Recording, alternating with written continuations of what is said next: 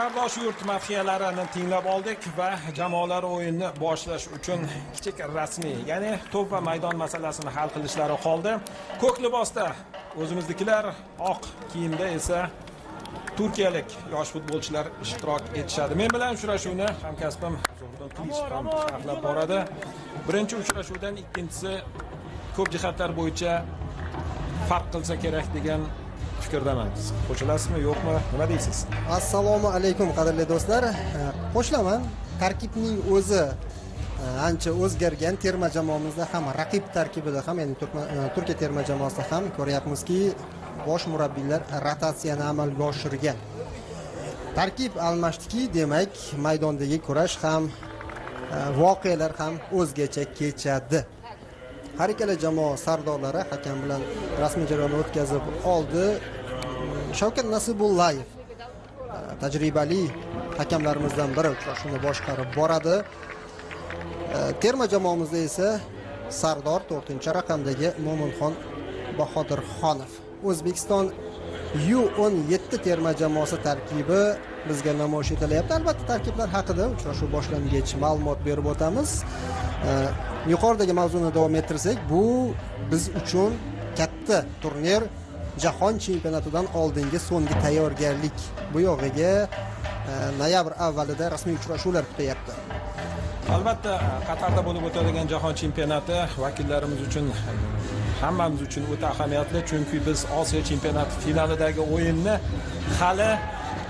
hali emas, bir umrga esimizdan chiqarmasligimiz turgan gap. Nafaqat biz, dunyo futboli esdan chiqarmaydi. Saudiyaliklar umuman chiqarishmasa kerak. Xo'p, mayli. Albatta bu yutuq endi o'zimizniki.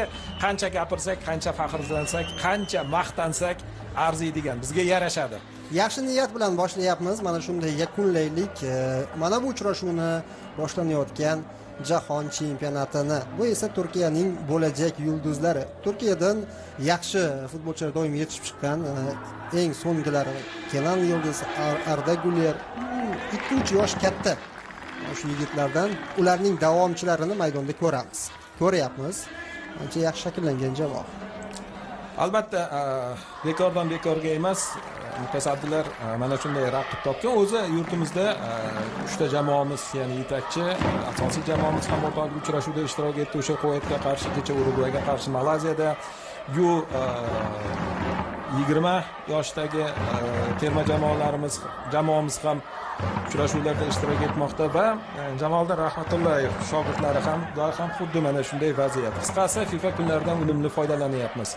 Shavkat Nasibullayev soatiga qarayapti va uchrashuv startiga soniyalar qoldi va o'sha soniya ham tugadi. Hushtak yangradi. Mehmonlarimiz turkiyalik futbolchilar o'yinni boshlab berishyapti. Tarkiblarga e'tibor qiladigan bo'lsak, eslab qolamiz. Men Turkiyani tanishtirib o'tsam degan edim.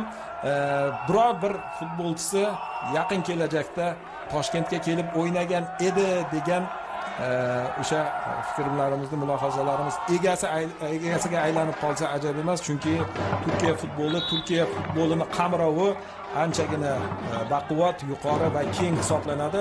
Shunday ekan, tarkiblar 23-raqamda darvozabon Sa'dulloh Yigit Kaba Sutsak, 3-raqamda Barish Bash, 7-raqamda Ali Demirlik, 9-raqamda Furkan Ayaz Uskan, 10-raqamda jamoa sardori Hasan Yoqub Elchin, 15-raqamda Enas Esik, 17-raqamda Toriq Bug'ra Qalpoqli, 18-raqamda Halil Koch, 19-raqamda Yag'iz Fikr Shen, 21-raqamda Mustafa Deniz Karadeniz, 22-raqamda Ramazon O'zchilik, jamoa bosh murabbiyi Selchuk Erdo'g'an. O'zbekiston U17 terma jamoasi darvozasini Osiyo chempionat qahramonlaridan biri Ne'matulloh Rustamjonov qo'riqlayapti. 21-raqam ostida Ahmedov futbol akademiyasi. O'yinchilar 4. Jamoa sardori Mo'minxon Bahodirxonov, Ahmedov futbol akademiyasi. 3. Muhammad Hakimov, Paxtakor. 4-raqamda Behruz Said Murodov, 14-raqam Behruz Said Murodov, Paxtakor. 13 Abdumalik Anvarov, Paxtakor. 23 Qahramon Turg'unov, Namangan futbol akademiyasi. 22 Xayrullo Ergashev, Rod West Frankfurt jamoasidan chaqiruv olgan. 8 Abdusamad Saidov, Paxtakor. 11 Sayfiddin Sodiqov, Ahmedov. Azizbek Abdumo'minov, Mash'al va 20-raqamda Asilbek Aliyev, Ahmedov futbol klub vakili. Bosh murabbiy Islombek Ismoilov. Turli xil jamoalardan o'yinchilar taklif etilgan mana shu tarkibga va birinchi o'yin bilan solishtirganimizda 6 nafar o'zgarishni ko'ryapmiz va yana bir ta'kidlash kerak bo'lgan jihat, ilk uchrashuvda Turkiyaga qarshi biz markaziy hujumchisiz boshlagan edik o'yinni. Keyinchalik tushgan markaziy hujumchilar bugun start tarkibda yo'q, ular maydonda, ular gol urish maqsadida.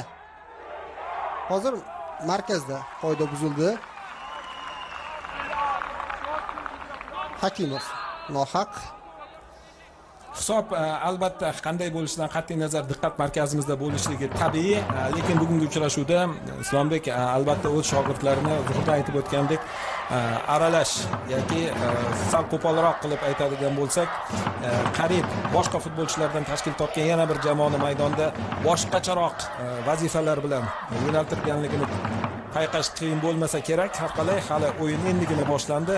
Har bir futbolchini qaysi nuqtada qanday vazifa bilan shug'ullanishini imkon qadar tahlil qilishga albatta urinamiz. Bunga muammo bo'lmasligi turgan gap, lekin asosiysi jahon chempionatiga oldidan o'tkazilayotgan mana bu kabi o'yinlar orqali ko'proq futbolchilar imkoniyati va oldinda turgan, ya'ni reja qilib qo'yilgan taktik uslubiyatlarni bir nazoratdan o'tkazish maqsad qilingan. Shu sababli ham birinchi uchrashuvda ham 2-0 hisobida ortda qola turib 2-2 hisobini qayta eta oldik. Demak, bir qarashda ana shu o'yindan soddalik bilan o'sha mazmun chiqaradigan bo'lsak, ha biz hisobni o'zgartirishga imkoniyatimiz yetadi, lekin ungacha jahon chempionatida qilajak ishlarimizni imkon qadar ko'proq tahlil qilib, ko'proq ko'z bilan ko'rib olish uchun zo'r imkoniyat. Va nima uchun bu fikrlarni aytib o'tyapman?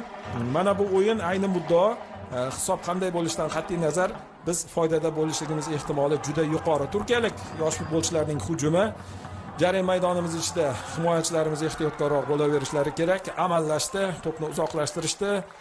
O'yin qoidasi buzilgani yo'q. 11-raqamda harakat qilayotgan yarim himoyachi Sayfiddin Sodiqov nuqtaga yetib kela oldi va to'pni uzoqlashtirishga erishdi. O'zining epchil harakatlari bilan bu ishni amalga oshirdi. Hozir esa to'p maydon tashqarisida turkiyalik futbolchilar to'pni o'yinga kiritishadi.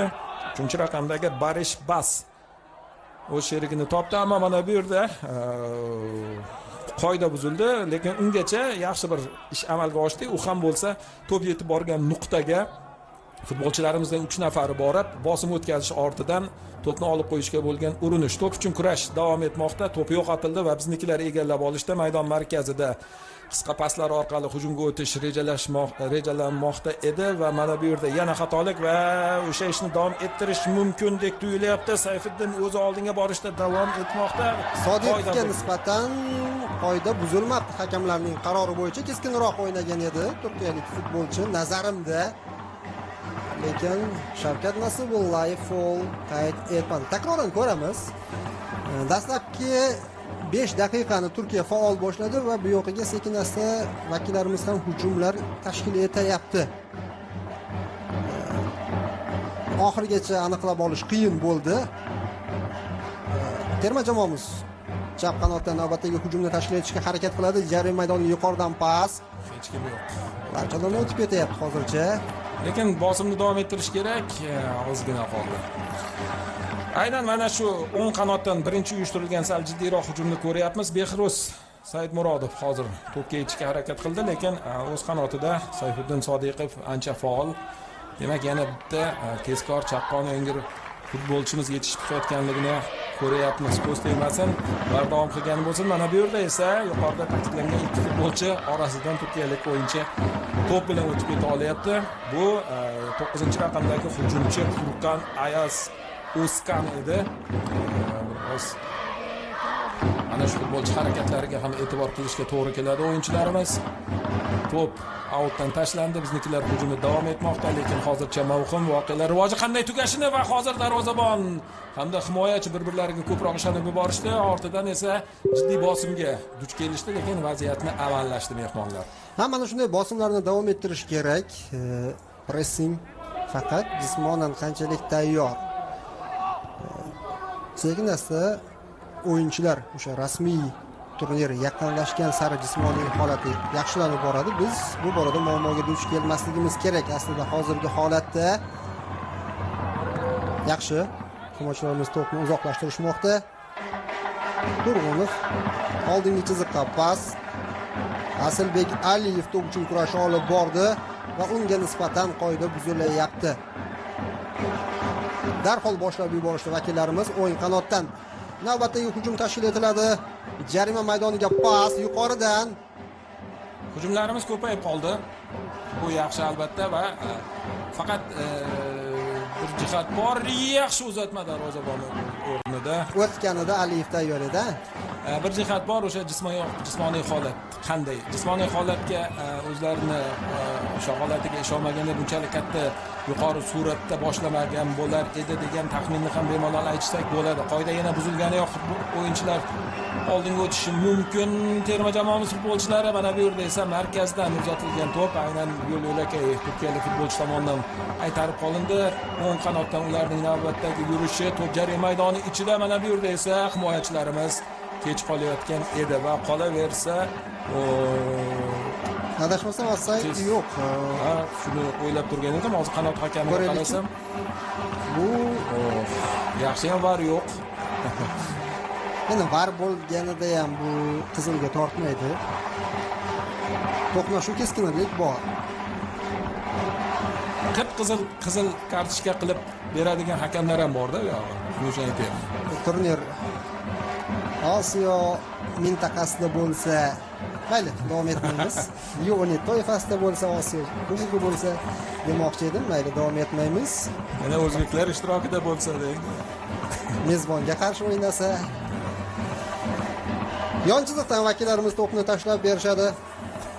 Behruz Saidmurodov to'pni oldingi chiziqqa otib berish kerak. Ergashev bosh bilan to'pni o'tkazib yubordi va hujumning davomiyligini saqlab qolishga bo'lgan urinish. Mana bu yerda to'p uchun kurashish kerak edi, ammo turkiyalik futbolchi birinchi bo'lib to'pga yetib kelyapti. Qaytarish kerak, ammo tezkor va juda ham xavfli hujum. Yaxshi hamki oxirgi nuqtada Muhammad Hakimov to'pni qaytarib yuboryapti. Futbolchilarimiz bosim bilan to'pni olib qo'yishmoqda. Turkiyaliklar to'p qo'lga tegdi. Tegdi.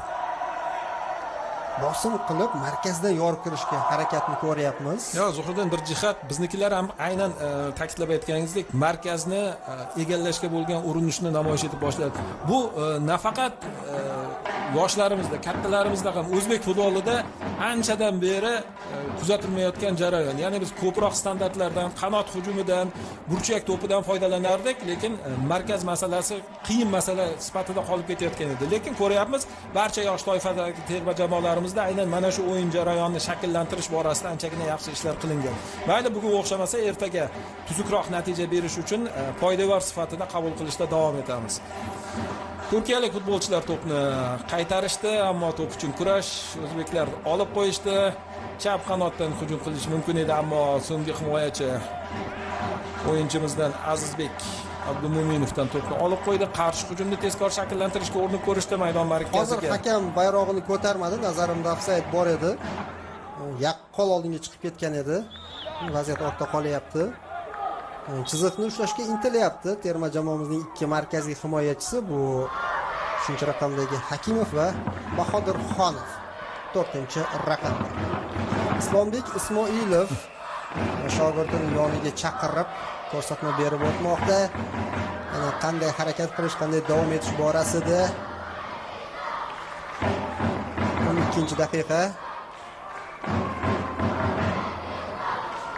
Ortga to'p qoldirilyapti. Mo'minxon, menimcha Abdumalik Anvarovni oyoq kiyim bilan qandaydir muammo sodir bo'ldi. Almashtirishga chiqib keldi. Hozir futbolchilarimiz bir kishi kam adashmasam va bu ularga qulay. Yana bir o'yinchimiz chiqib ketsa, kimga qulay? O'zbekistonga. Mana bu yigitlar. Sabab 9 ta bo'lib yutishga o'rganishgan. Davom etamiz. Albatta hazil. Ana bor demoqsizda. Albatta biroz yengilroq yondashyapmiz bu jarayonga, tushunasiz. O'rtoqlik o'yini. Burchak to'pi yuziga kelmoqda. Behruz Saidmurodov o'tib ketdi. Birinchi marta qanot himoyachimizning hujumga faol qo'shilishi yordam berdi. Standartni ishlab bermoqda u terma jamoamizga va endi ikkinchi qavatda yutib olish kerak. Markaziy himoyachilar ham yetib borgan. Saidovdan pas ko'ramiz. Yaxshi, bosh bilan zarba. Ana Mo'minxon Bahodir Xonov zarba yo'lladi. Darvozabonga bu muammo tug'dirmadi.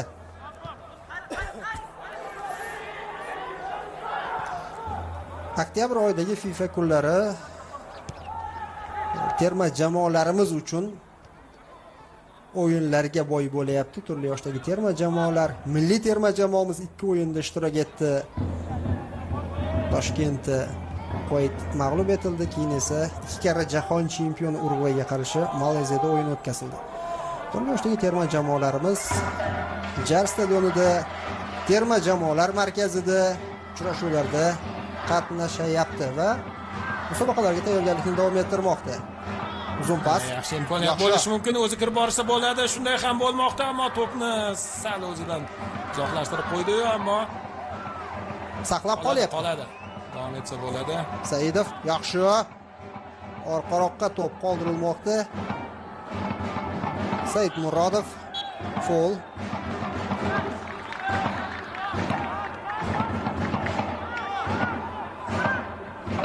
Mustafa Deniz qoidani buzdi. Mana shu o'ng qanotda amalga oshirilayotgan uzatmalar, kombinatsiya anchagina raqib uchun xavotirli bo'layapti.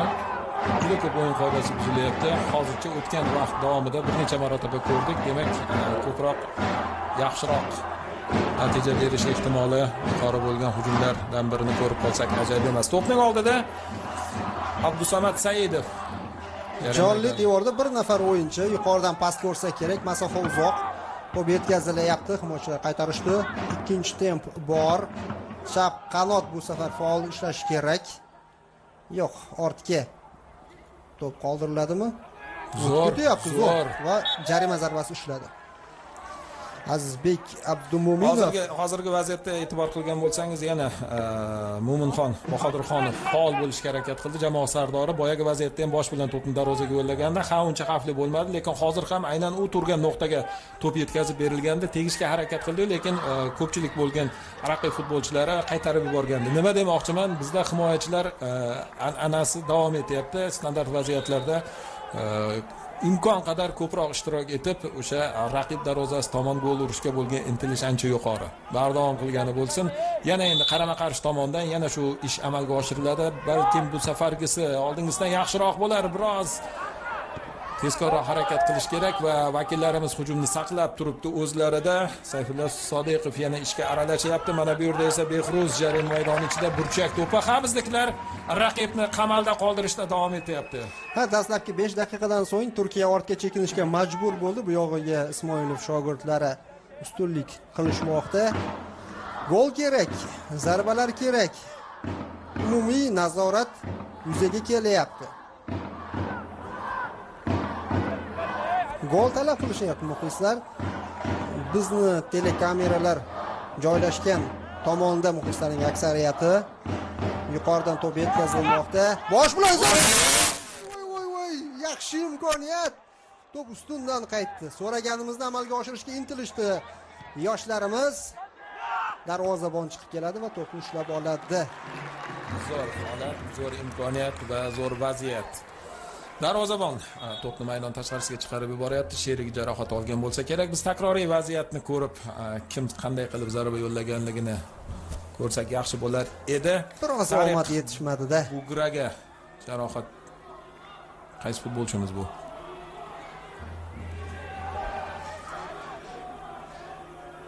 Zo'r uzatma amalga oshirilgan-u, lekin darvoza to'siniga to'p tegib qaytmoqda. Taxmin Behro'z emasmikan Said Murodov? To'g'risi anglash qiyin bo'ldi. Biror bir rakurs raqamini ko'rishga imkon bermadi. Xo'p, o'yin davom etadi. Dastlabki hamkasblarga rahmat. Azizbek Abdumo'minov 16-raqamda harakat qilayotgan yarim himoyachi raqib darvozasiga mana shunday bosh bilan zarba yo'llashga muvaffaq bo'lgan va bu o'yindagi eng kulminatsion nuqta, yuqori nuqta bo'ldi. Raqib futbolchilari jarima maydoni ichiga kirib kelishga harakat qilmoqda. Tarik Bugra qalpoqli aynan mana shu futbolchi juda ham faol bo'lyapti. Imkon qadar har bir hujumda ishtirok etish ortidan aldamchi harakatlari bilan ham bir necha qadam yurishga muvaffaq bo'lmoqda. Mana bu tomonda esa 7-raqamdagi Ali Demirbelek yolg'iz qolib ketgan edi, lekin uni qo'riqlab turish kerak. Yana Demirbelek tomon uzatilgan to'p, mana bu yerda esa Behro'z yaxshi o'ynadi. To'pni maydon tashqarisiga chiqarib yubormoqda. O'zbekiston tezlashdi, xavfli vaziyat yaratdi va biroz ortga chekinyapti. 90 daqiqa yuqori tempda o'ynab bo'lmaydi. Endi Turkiyaning hujumini ko'ryapmiz. Turkiyalik muxlislarmi? Ha. Yurtimizda turkiyalik qardoshlarimiz juda ko'p. Mana ular muxlislik qilishni ham bilishadi, kelishadi ham. Bu ajoyib holat. Ko'p jihatlari bilan tahsinga loyiq desak ham mubolag'a bo'lmaydi. Asilbek yaxshi o'ynadi hozir. To'p terma jamoamizda qolmoqda. O'ng qanotga pas, aniq. To'p yetib kelyapti, davom etsak bo'ladi. Yaxshi. Ichkariga kim zarba yo'llaydi? Behruzbek. Ikkinchi pas bo'ladi. Lekin mana imkoniyat, zo'r imkoniyat. Yaxshi zarba bo'ldi. Xayrulloh Ergash. Mayli. Noaniq ketsa-da, chap oyoqdan yo'llangan zarba bu o'zimiznikilar. Aniq. Har ikkala fan klub deylik, kichik raqobatni boshlab yubordi.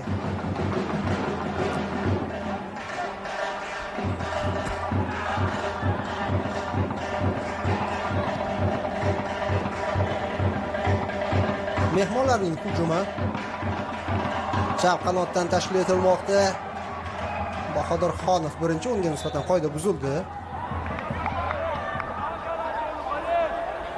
Mo'minxon to'pni nuqtaga o'rnatib keyin oldinga tepib beradi.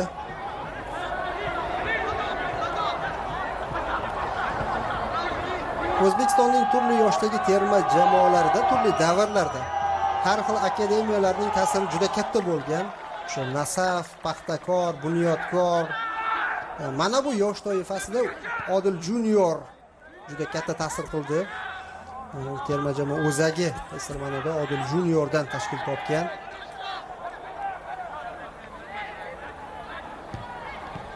Asta-sekin bu kabi akademiyalarimiz ham ko'payishda davom etyapti. Turli manbalardan bu haqda xohlagancha ma'lumot olish mumkin. Albatta bu yaxshi, zo'r qancha ko'paysa shuncha iqtidorlar yaqqol ko'zga tashlanadi. Hozir esa turkiyaliklarning hujumi O'zbekiston jarima maydonidan markazga qarab yurmoqda. Yana to'p unda ehtiyot bo'lish kerak, juda ham tezkor va texnik jihatdan anchagina ishlanmasi ko'p bo'lgan o'yinchilardan biri ekan. Turkiya jamoasida himoyachilarimiz toza olib qo'yishdi. ikki marta kirib borishga bo'lgan harakat, har ikki holatda to'p uzoqlashtirildi, keyin esa qoida buzilyapti Abdumalik Anvarovga nisbatan. Raqib jamoa sardori Hasan Yoqub kech qoldi va qoidani buzdi.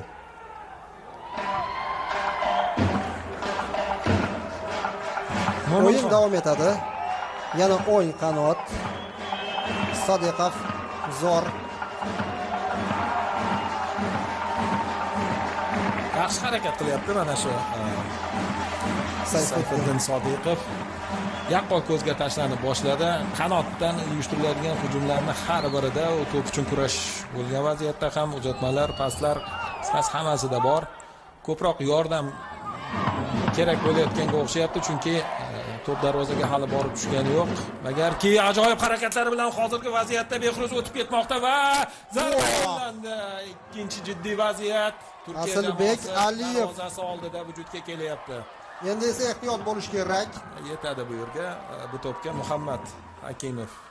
Asilbek himoyachi ta'qibida zarba yo'lladi. E'tibor aka, e'tibor Yaqin burchak, lekin darvozabon ham anoyi emas ekan. Saadulloh. Bizda Ne'matulloh, ularda esa Saadulloh. Hozircha bizning darvozabonimiz ko'p ham ishga kirishmayapti. Turkiyaning hujumi. Himoyachilarimiz hozircha raqibga zarba yo'llashga, kirib borishga imkon qoldirishmayapti. Bu tahsinga loyiq. Mana shunday davom etish kerak. Birinchi bo'limning yarmi ortda qoldi. Nihoyat chap qanot ham faollashyapti terma jamoamizda. Out biznikilar foydasiga.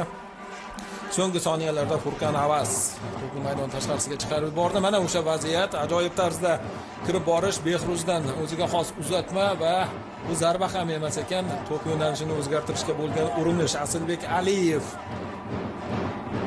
imkon qadar gol urishga urinib ko'rgan hujumchimiz. To'p orqaga tashlab berilyapti. Bu ortidan esa maydonning ikkinchi yarmida mehmonlarga tegishli bo'lgan hududda pozitsion hujum shakllanishiga imkon beradi. Terma jamoamiz juda yuqoriga ko'tarildi. Oldingi chiziqda harakat qilyapti. Turkiya jamoasi bosh murabbiyi Selchoq Erdo'g'an ham asabiylashib o'yinni kuzatyapti. Pastda Endi yosh toifasidagi, kichik yosh toifasidagi terma jamoalarda futbolchilarga murabbiylar tinimsiz ko'rsatmalar berishadi. Xuddi shu holatni Islombekda ham ko'ryapmiz. U ham faol shogirdlariga ko'rsatma berib bormoqda. Hozir noaniq pas. Unikidan farq qilishi Islombek asabiy bo'lmayapti-da, asablashmayapti. Asabiylashmayapti, to'g'ri. Shogirdlar yaxshiroq. O'zi zamonaviy futbolda futbol yosh tanlamay qoldi. Oldinlari e'tibor qiladigan bo'lsak, yosh toifasidagilar yoshiga mos ravishda o'sha yuklamalarni bajarardi. Hozir esa o'sha dribling masalasi deymizmi yoki o'ylash IQ darajasi juda ko'p narsalar potensialni oshishiga sabab bo'lishi ortidan futbolchilar katta futbolchilardek o'ylab boshlaganligini yaqqol sezish qiyin emas.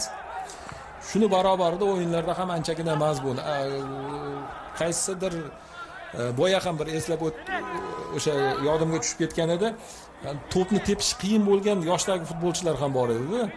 O'sha adashmasam 15 yoki 16 Toshkentda o'tgan qanaqangidir turnirda tojikistonliklar orasida o'smirlar o'sha yosh bolalar edi. To'pni bor kuchi bilan tepganda ham hozir chiroyli harakat yetkazib berish qiyin bo'lgan edi. Hozirgilar esa zamonaviy futboldagi yetakchilardan farq qilmaydi demoqchi edim. Albatta cho'zilib ketdi, uzr so'rayman. Bu pallada esa turkiyaliklarning navbatdagi yurishi yana o'ng qanotga 7-raqamda o'sha qanotga javob beradigan Demirbelek yetib kelish kerak edi, ulgurmadi. Behruzning oldinga o'tishini takroran bizga namoyish etib berishdi. Va xavfli vaziyat bilan yakunlandi ushbu o'tib ketish. Yoshlar futboliga o'sha davlatning yulduzlari juda katta ta'sir qiladi.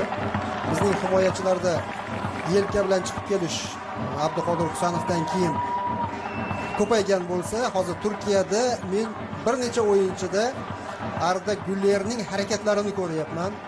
Endi taqqoslab ulardan andoza olaveradi-da. o'xshashga harakat, ularning harakatini takrorlashga intilish bo'ladi. Shu holatni Turkiyada ba'zi futbolchilar taqdim etishyapti. Endi bularda ancha oldin boshlangan o'sha 2002-yilgi jahon chempionatida Turkiya terma jamoasi Janubiy Koreya, Yaponiyada 3-o'rin sohibi bo'lgan. U yerdagi o'yinchilar qanchalik nomdor va qanaqa o'yinchilar ekanligini eslash o'zi menimcha yetsa kerak. O'sha Ilhom Mansizni olamizmi, Emre Belozog'luni olamizmi, Bosh Turkni olamizmi, Xoqon Shukurmi? Qisqasi hammasi o'ziga xos iz qoldirib ketib bo'lgan ularda va shu sababli ham o'sha golirlar bugungi kunda jahon yulduzlari qatorida mahkam tura olyapti. Bizda ham bo'ladi bu, boshlanish jarayonini kuzatdik, ko'rdik va futbolchilarimizda bu holat borligini o'zi katta gap. O'ylaymanki, yaqin kelajakda, yaqin yillarda bu bizda ham mutlaq to'laqonli ravishda o'z aksini topadi. Bunga shubha yo'q. Turkiyaliklar hujum tashkil etishga harakat qilishmoqda. Ali orqa chiziqda 22-raqamdagi Ramazon O'zchelik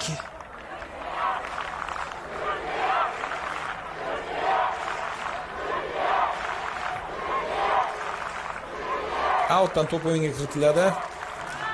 Enes Isik to'pni outdan kiritib bergan edi va vakillarimiz olib qo'yishdi. Qarshi hujum, mana bu yerda esa sariq kartochka. Kamida sariq. Bo'lmasa agar albatta. Endi markazda yana bir o'yinchi bor edi, 15-raqamdagi himoyachi Enes. Aks holda bu qizil kartochka. Ramazon O'zchelik. Ochiqchasiga bu atayin onli qo'pollik. Shuni qolmaganda birga bir chiqib ketish ehtimoli 100% edi. Mana qaysi o'yinchini va markazdagi o'yinchini ko'rsatdingiz, adashmasam. 15-raqamli o'yinchi ham bor edi-da, agar keyinroq edi bu yerda. Shu o'yinchi bo'lmaganida to'g'ridan-to'g'ri qizil kartochka. Chunki maydon markazidagi chiziq kesib o'tib bo'lingan edi. Raqib himoyachisini sariq kartochkaga ilintirdik. Bu yog'iga u ehtiyot bo'lib o'ynashi kerak. O'zimiz ham qayd etib qo'yamiz. Ramazon O'zchelik. Shuning 29-daqiqasida ogohlantirilmoqda. Mo'minxon Bahodirxonovga to'p qaytarildi. Undan xato va endi chekinishga majburmiz. Mana bu yerda esa out kimning hisobiga? Turkiyalik futbolchilar hisobiga. Yaxshi biznikilar yetib kelib bo'lishdi.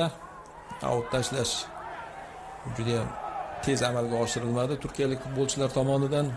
Bilmadim ular nima uchun qo'shishmayapti. Jismoniy jihatdan unchalik zo'r emas deyishga asos yo'q. Taktik jarayonlarda ishlanmasini mana bu Seljuk Erdo'g'an balkim boshqacha vazifa sifatida ularga belgilab berilgandir, ammo hozir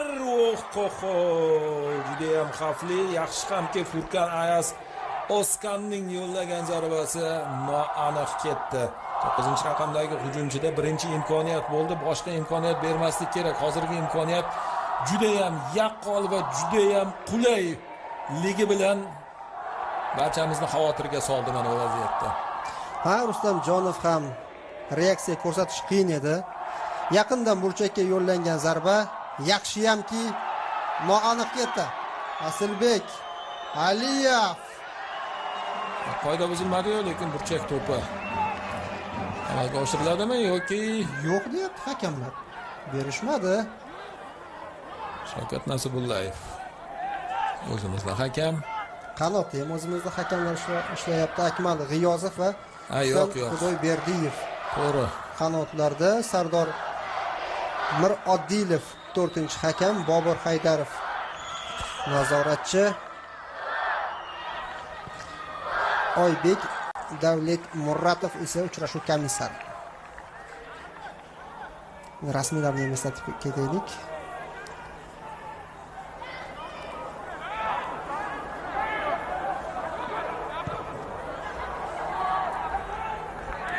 Darvozabon to'pga chiqib keladi. Ne'matullohning to'pi bu. Yarim soat ortda qoldi. Hisob ochilgani yo'q. Bizda esa ikkita juda yaxshi imkoniyat bo'ldi. Biri juda ham xavfli. Va darvoza tomon yo'llangan zarbalar, hujumlar soni va o'yindagi ustunlik o'zbekistonlik futbolchilar tomonidan bo'lib turibdi, lekin gol yo'q. Asosiysi futbolda gol hisoblanadi. Gol kutamiz vakillarimizdan. Qahramon to'pni yonida turgan jamoa sardori Mo'minxonga yetkazib beryapti.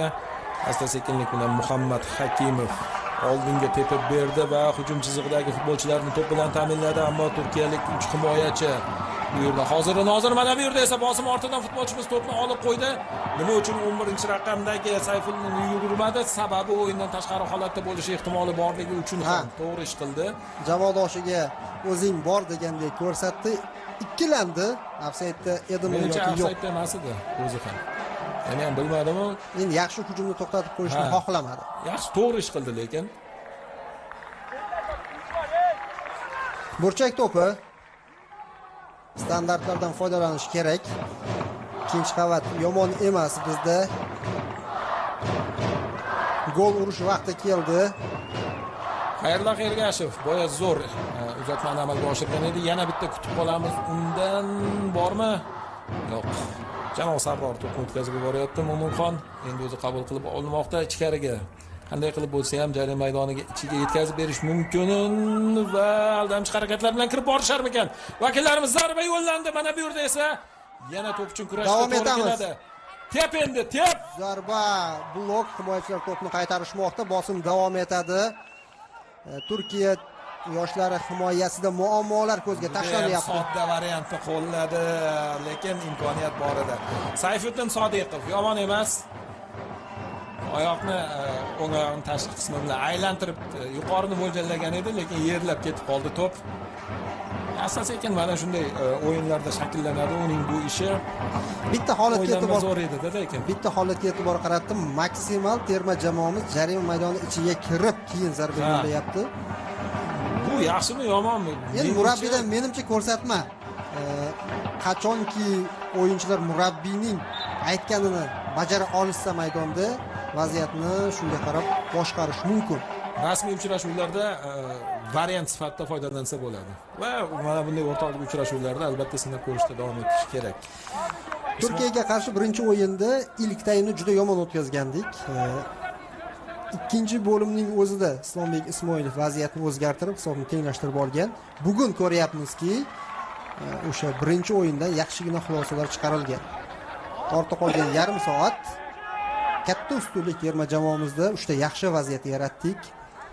Endi o'sha birinchi o'yingacha Islombek Ismoilov turklarni bu jamoasini o'yinni ko'rib chiqqanmi yo'qmi bilmadim. Endi o'rgangan. Osiyo chempionatida aynan mana shu o'rganishlari ortida o'zining aqli bilan finalgacha yetib borib, finalda yutib ketgan demoqchi edim.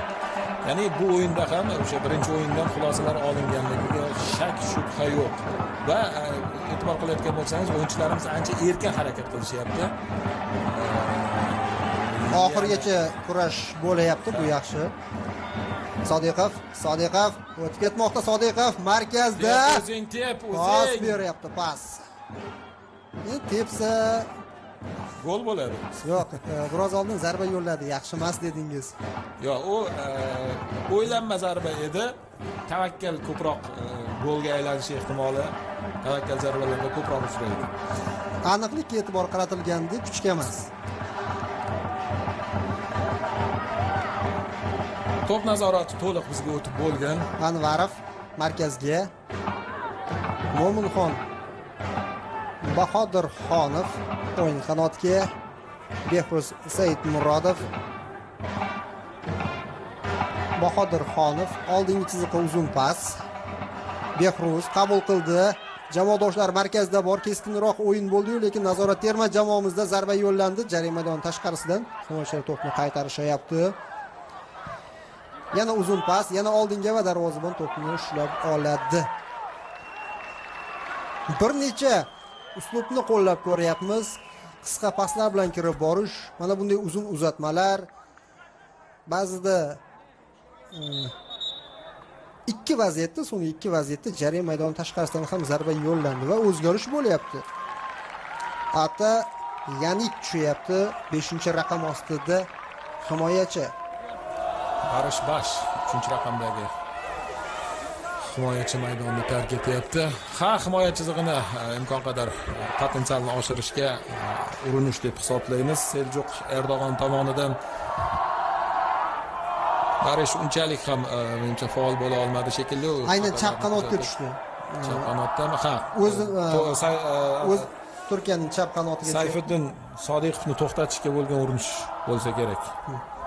Chunki O'zbekiston terma jamoasining yoshlarining asosiy hujumlari mana shu tomonidan tashkil etilyapti. Sodiqovni to'xtatish qiyin bo'layotgandi. Faol.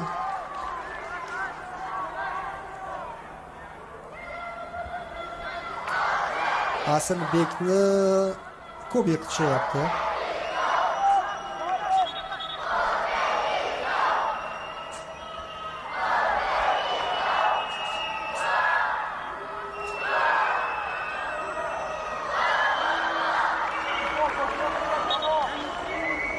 Ortga Mo'minxon, Sodiqov markaz bilan yana unga to'p qaytmoqda. Behruz birinchi bo'ladi. Pas, zarba kerak. Mana imkoniyat bor, ammo hujumda qoida buzilyapti. Yaxshi o'tib ketishgan edi, ammo so'nggi pallada qoida buzildi. 16-raqamdagi Azizbek Abdumo'minov tomonidan. Atayanik aytganingizdek aynan chap qanotdan joy olyapti. Uning qanotida yana xavfli vaziyat. Futbolchilarimiz to'pni olib qo'yishdi. Sayfiddinov va yurishda davom etyapti. To'p bilan jarayon maydoniga kirgan vakillarimiz yana biroz chiqishga to'g'ri keldi. Yuqoridan uzatma amalga oshiriladi. Bu uzatma bor va adashmasam hozir Asilbek yana bir urinishni amalga oshirgan edi. O yuqorida turgan o'yinchi ham so'rayapti to'pni, ammo biznikilar himoyachilar orqali yangi hujumni shakllantirishga qaror qilishdi. Muhammad Hakimov to'pni o'zida saqlab turibdi. Yaxshi variantlar chiqib qolish ehtimoli borgan sari oshib boryapti. Abdusamad Saidovning uzatmasi va futbolchilarimiz to'pni oldirishdi. To'g'rirog'i Sodiqov bu yerda aynan yana qanotni qo'llab-quvvatlashga bo'lgan urinishi ortidan to'p yo'qotilgan edi. Elchin, Hasan Elchin jamoa sardori turkiyaliklarning yangi hujumini boshlashga urinmoqda. Halil Koch bu esa hozirgina maydonga tushgan Yakin Ota.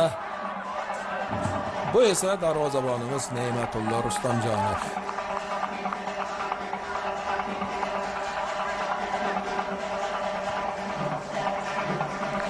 Himoya chizig'i vakillari pozitsion hujumni yana bir marotaba urinib ko'rishadi amalga oshirishga, ya'ni tashkil etishga.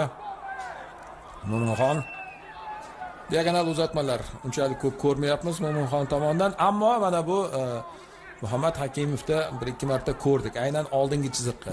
Yana shu ko'rinish yaxshi va aniq uzatma. Mana bu yerda esa potensialni yana ham oshirish mumkin edi, ammo hujumchilarimiz sal boshqacharoq nuqtada turishgan ekan. Bitta yaxshi hujum bo'ldi, yana to'p qaytarildi, bo'lib ham egallab olinmoqda, yana boshlang'ich nuqtaga qaytgan holda.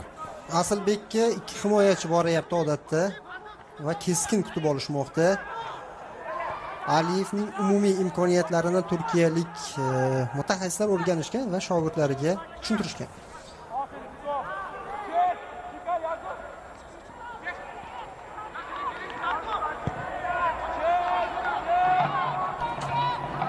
Qaytarish kerak. Va markaziy himoyachimiz sovuqqonlik bilan to'pni Rustamjonovga qaytarib beryapti. Ne'matullohdan ajoyib uzatma va hozir 3 ga 4 edi. Zo'r imkoniyat va qochib ketishi mumkin. Xayrlaxon va zarba ko'ramizmi? Ko'rdik zarba, lekin yaqin blokka duch keldi bu zarba. Turkiyaliklar ham yetib kelib bo'lishgan o'z nuqtalariga. Qoida buzilish barobarida to'p mehmonlarda qolyapti, shuning uchun ham hushtak chalinmadi. Shavkat Nasibullayev tomonidan mana bu yerda esa to'p yana biznikilarga o'tib ketmoqda. Sayfuddinovmi? Yo'q. Qoida buzildi. O'ynalyapti. Nasibullayev bu vaziyatda qahramon Turg'unov yiqilib tushgan edi, lekin qoidabuzarlik borga o'xshagan edi. To'pni yo'l-yo'lakay Behruz Saidmurodov egallab oldi. Yana bir hujum, sal aniqroq harakat qilish kerak edi. Yuguradi deb o'yladi shekilli Abdusamad sherigini, ammo oraliqdagi to'pga birinchi bo'lib turkiyalik futbolchi yetib kelganligini ko'ryapmiz. Adam harakatlar bilan markazga ko'chirdi hujumni. Tarik Bugra qalpoqli Yanik Ota Ali Demirbelik yana orqaga qaytaryapti. Yana o'zi qabul qilib oldi. Demirbelik sherigi oldinga qarab tashlab bermang, yuguraman degan ko'rsatmani ko'rmadi, aldanib o'zi ham to'pni oldirib qo'ydi. Sodiqov chap qanotga to'pni yetkazyapti. Endi esa Abdumo'minov ikki raqibga qarshi bir o'zi qolib ketdi. Tezroq yetib borish kerak edi. Yordamga Anvarov. Birinchi bo'lim yakunlanib qoldi. Jamoalarning ilk to'qnashuvida birinchi bo'limning o'zida 3 ta gol urilgandi. Hozircha bu gal darvozalar ishg'ol etilgani yo'q. Dastlabki 42 daqiqa ortda qolyapti.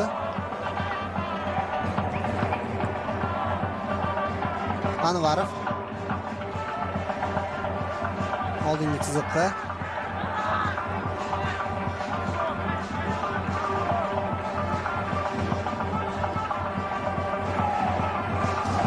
Birinchi taymdan umumiy xulosalar.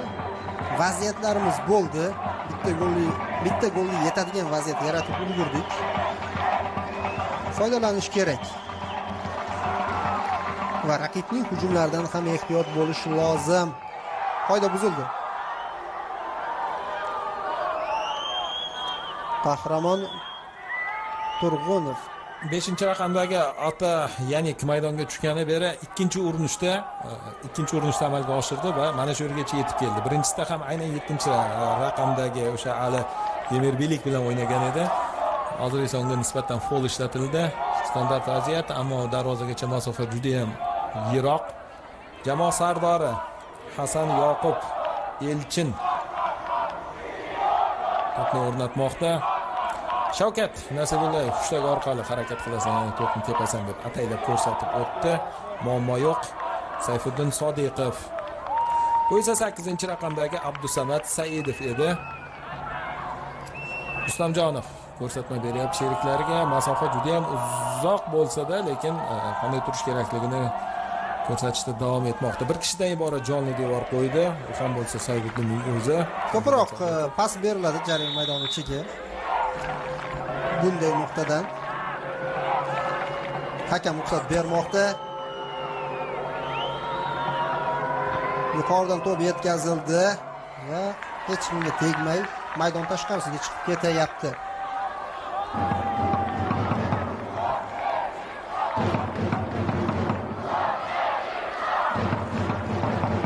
Rustamjonov chap qanot bilan Anvarov tezlashyapti, pas oldinga. Yon chiziqdan mezbonlar to'pni tashlab berishadi. Islombek Ismoilov. Bu esa Selchuk Erdo'g'an.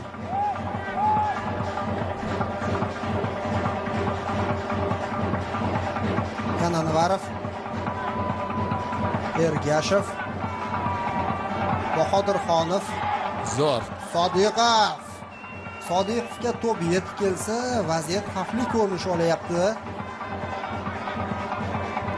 Ortga pas. Yana terma jamoamiz juda yuqoriga ko'tarildi. Oldingi chiziqda o'ynayapti butun tarkib.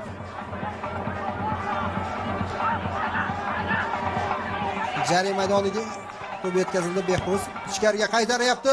Yaxshi imkoniyat. Zarba aniq. Hammasi zo'r, faqat o'sha ijro, oxirgi so'z biroz qiyinlik qilayotgandek tuyulmoqda. Hozirgi vaziyatda Xayrulloxon Ergashev. Qarang, yurish uchun ham imkoniyat bor edi. Hudud bor edi. Qarang, mana shu yerda. Lekin to'pni to'xtatmasdan chiroyli gol urishga bo'lgan harakatini ham shaxsan men qo'llab-quvvatlayman. Chunki bu jihatlarni ham amalga oshirish kerak-da, sinovdan o'tkazish kerak. Faqat aniqlikni yaxshilash lozim. Uchrashuvning birinchi bo'limiga 1 daqiqa qo'shib berildi. Yuqori tempda o'tdi nazarimda. Ayniqsa terma jamoamiz mana shu tempni ta'minlab berdi ilk 45 daqiqada. Endi taymni munosib yakunlab qo'yish kerak. Turkiyaning hujumi yaxshi.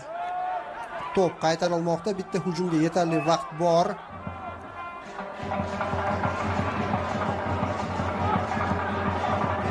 Mehmonlar chap qanotga o'tga tushmoqda. Yo'q deyapti hakam. Tur o'yna demoqda. Penalti belgilanmadi va birinchi bo'lim yakunlandi. O'zbekiston U17 terma jamoasi turkiyalik tengqurlariga qarshi o'rtoqlik uchrashuvida maydonga tushmoqda. Ilk 45 daqiqada gol ko'rmadik. Tanaffus.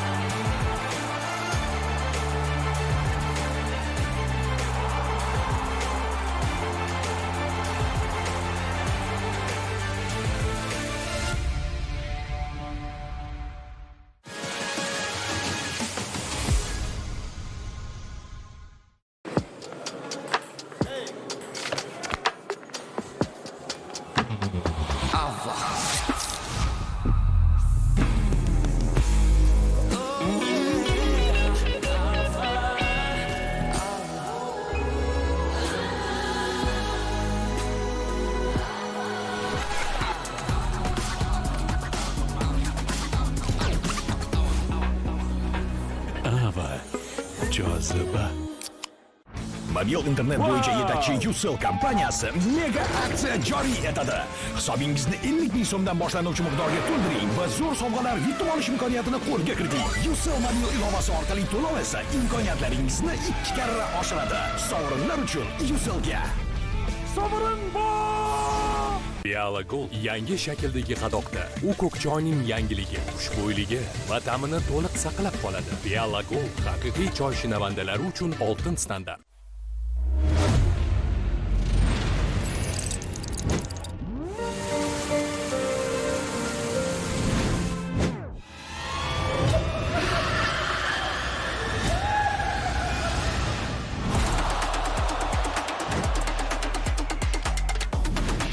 Video tomosha qilishda o'zingizni cheklamang. Beeline Ukla versiyasi bo'yicha eng sifatli mobil video. Beeline siz bilan. O'g'lim, yurak bu sening motoring. Unga kundalik parvarish kerak. Kardiomagnil yurakchilari bu avlodlar tanlovi. Kardiomagnilni muntazam qabul qilish tromboz va infarkt xavfini kamaytirishda yordam berishi mumkin. Kardiomagnil yurak uchun yengillik, hayot uchun vaqt.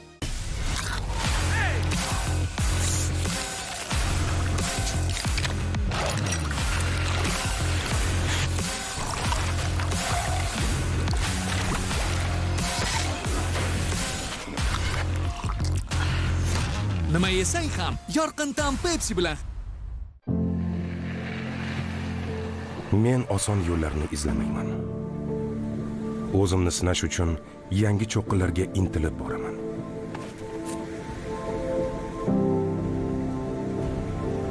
Zabt etilgan marralar meni maqsadimga yaqinlashtiradi.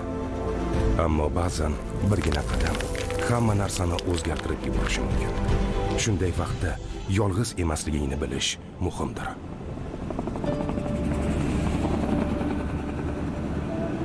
Beeline Open Signal versiyasi bo'yicha eng barqaror tarmoq.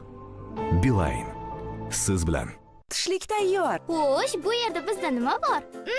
Go'sht. Unda bizga olmalik dadak kerak bo'ladi. Nima uchun? Chunki uning tarkibida shirin mevalar bor. Va taomni foydaliroq qiladigan vitaminlar majmuasi bor. Dada bilan mazali taom yanada foydaliroq. Istalgan mobil ilovalarda Uzcard kartalari orqali 50 ming so'mdan boshlab to'lovlar qiling va elektromobil, sayohat yoki pul mukofotini yutib olish uchun imkoniyatlar to'plang.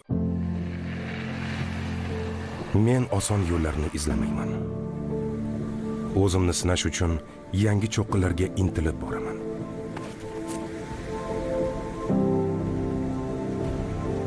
Zabt etilgan marralar meni maqsadimga yaqinlashtiradi. Ammo ba'zan birgina qadam hamma narsani o'zgartirib yuborishi mumkin. Shunday vaqtda yolg'iz emasligingni bilish muhimdir.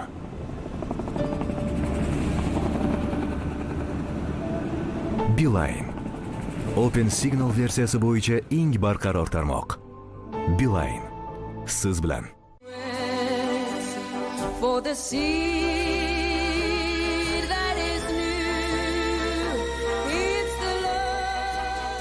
Agar sen shuni sevsang, hech nima behuda sarflanmaydi.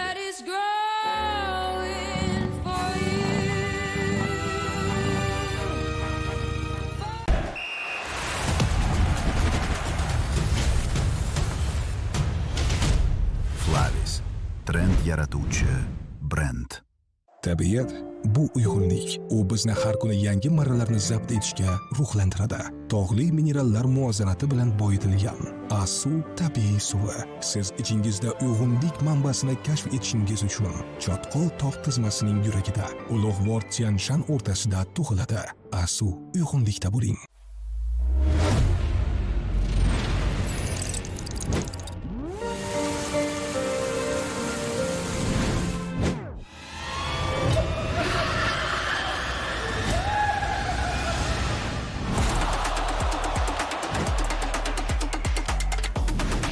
Video tomosha qilishda o'zingizni cheklamang. Beeline. Ukla versiyasi bo'yicha eng sifatli mobil video. Beeline. Siz bilan.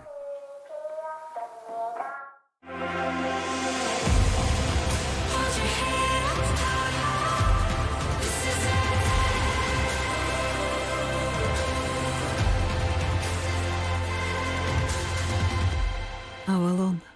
Salam Premium Cola.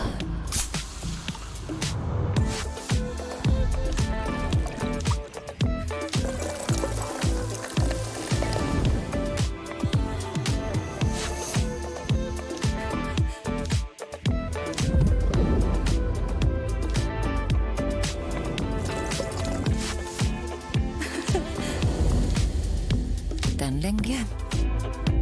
Salam Premium Cola.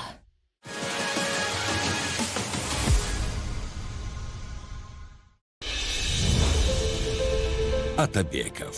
Sinalgan sifat. Mehr uchun vaqt toping. Asl baraka. Chiroy tozalikdan boshlanadi. Aley, tozalik ifora. Bayram bizniki, sovg'alari sizniki. 80 grammli Milka shokolad plitkasidan xarid qiling. Ikkinchisi esa sovg'aga. Yangi mavsum Sport va Futbol TV telekanallarida Angliya Kubogi bahslarini tomosha qilishingiz mumkin.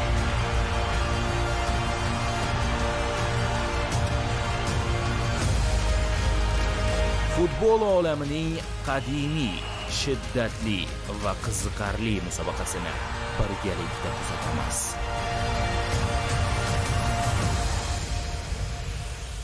Karsinkada 220 grammli Hochland tvorogli qaymoqli pishlog'i bor yo'g'i 29990 so'mdan. Musa bor bo'lsa uyda, ovqat tayyor bir zumda. Assalomu alaykum. Mehr uchun vaqt toping. Asl baraka. Trimol bosh og'rig'i bilan kurashadi. Bosh og'rig'imi? Shunchaki Trimolni tanlang.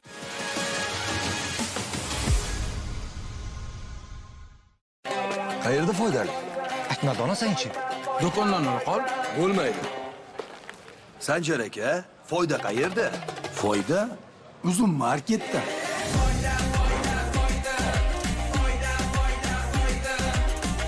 Wow foyda uzun karta bilan.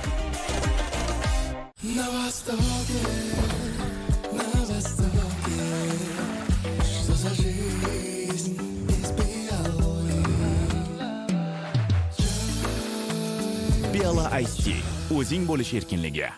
O'zbekiston Milliy bankining ish haqqi loyihasi ishtirokchilari uchun yillik 26% dan 100 million so'mgacha mikroqarz. NBU doimo siz bilan birga. Bella Gold yangi shakldagi qadoqda. U ko'k choyning yangiligi, xushbo'yligi va ta'mini to'liq saqlab qoladi. Bella Gold haqiqiy choy shinavandalari uchun oltin standart. O'zbekiston Milliy bankining ish haqqi loyihasi ishtirokchilari uchun yillik 26% dan 100 million so'mgacha mikraqarz. NBU doimo siz bilan birga. Sing yangi ichimligini tatib ko'ring.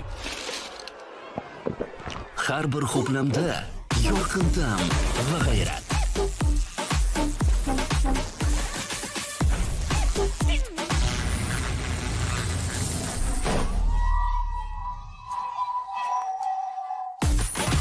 Sting har lahzani quvvatlang. Istalgan mobil ilovalarda Uzcard kartalari orqali 50 ming so'mdan boshlab to'lovlar qiling va elektromobil, sayohat yoki pul mukofotini yutib olish uchun imkoniyatlar to'plang. Tabiat bu uyg'unlik. U bizni har kuni yangi marralarni zabt etishga ruhlantiradi. Tog'li minerallar muvozanati bilan boyitilgan Asu tabiiy suvi siz ichingizda uyg'unlik manbasini kashf etishingiz uchun Chotqol tog' tizmasining yuragida ulug'vor Tianshan o'rtasida tug'iladi. Asu uyg'unlikda bo'ling. O'g'lim, yurak bu sening motoring. Unga kundalik parvarish kerak. Kardiomagnil yurakchilari bu avlodlar tanlovi. Kardiomagnilni muntazam qabul qilish tromboz va infarkt xavfini kamaytirishda yordam berishi mumkin. Kardiomagnil yurak uchun yengillik, hayot uchun vaqt. Meroslarda mujassam. Yangi avlod uchun yaratilgan. Salam Premium Cola. Salom, o'zbegim.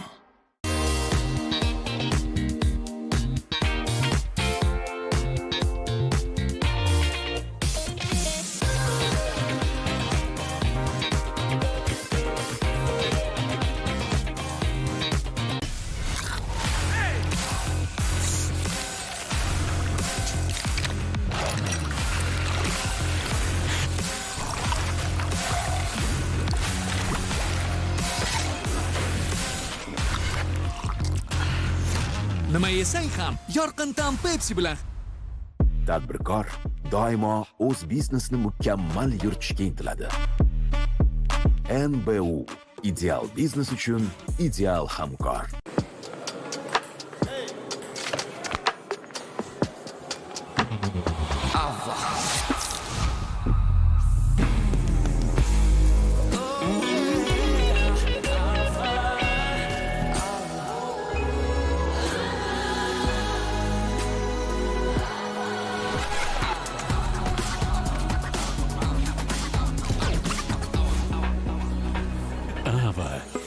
Joziba.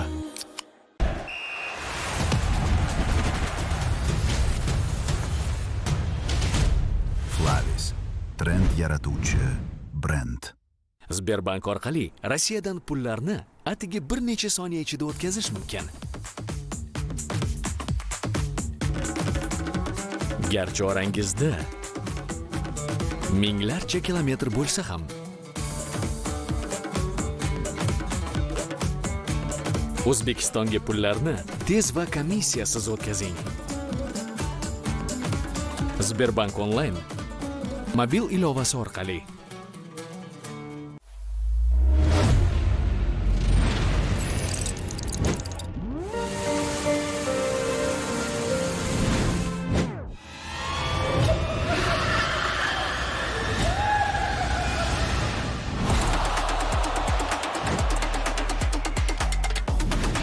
Video tomosha qilishda o'zingizni cheklamang. Beeline Ukla versiyasi bo'yicha eng sifatli mobil video. Beeline siz bilan.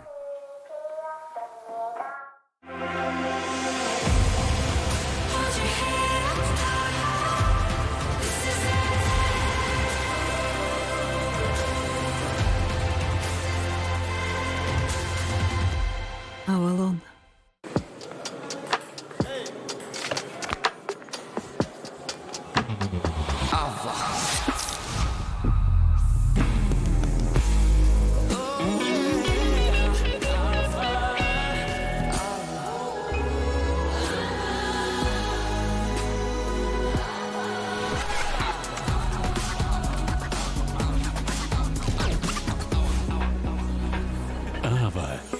Joziba.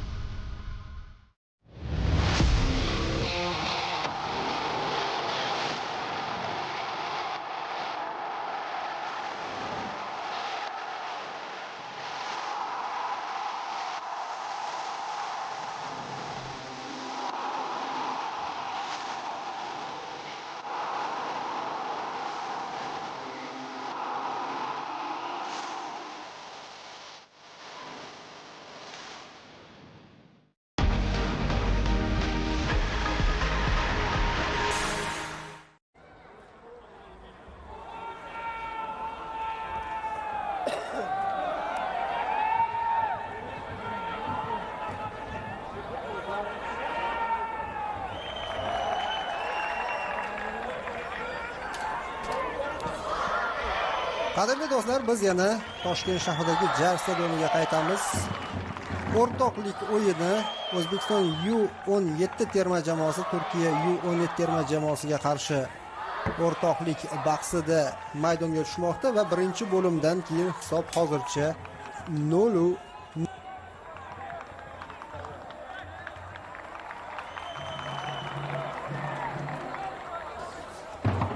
Ikkinchi taym avvalida har ikkala terma jamoa tarkibida o'zgarishlar bo'layapti. Islombek Ismoilov bir yo'la 4 nafar o'yinchini zaxirada maydonga tushirdi va hozir Turkiya yoshlarida ham o'zgarish ko'ryapmiz. Aniqlab olamiz kimlar maydonga tushdi. Bu haqida albatta ma'lumot taqdim etiladi. Bizda esa Sadriddin Hasanov, Muhammad Habibullayev, shuningdek Nurbek Sarsenbayev, Azizbek Erimbetov, Abubakir Shukurullayev maydonga tushdi. Demak 4 nafar o'zgarish, 4 nafar o'zgarishni ko'ryapmiz. 7, 9, 18 va 19 raqamdagi o'yinchilar maydonga tushdi.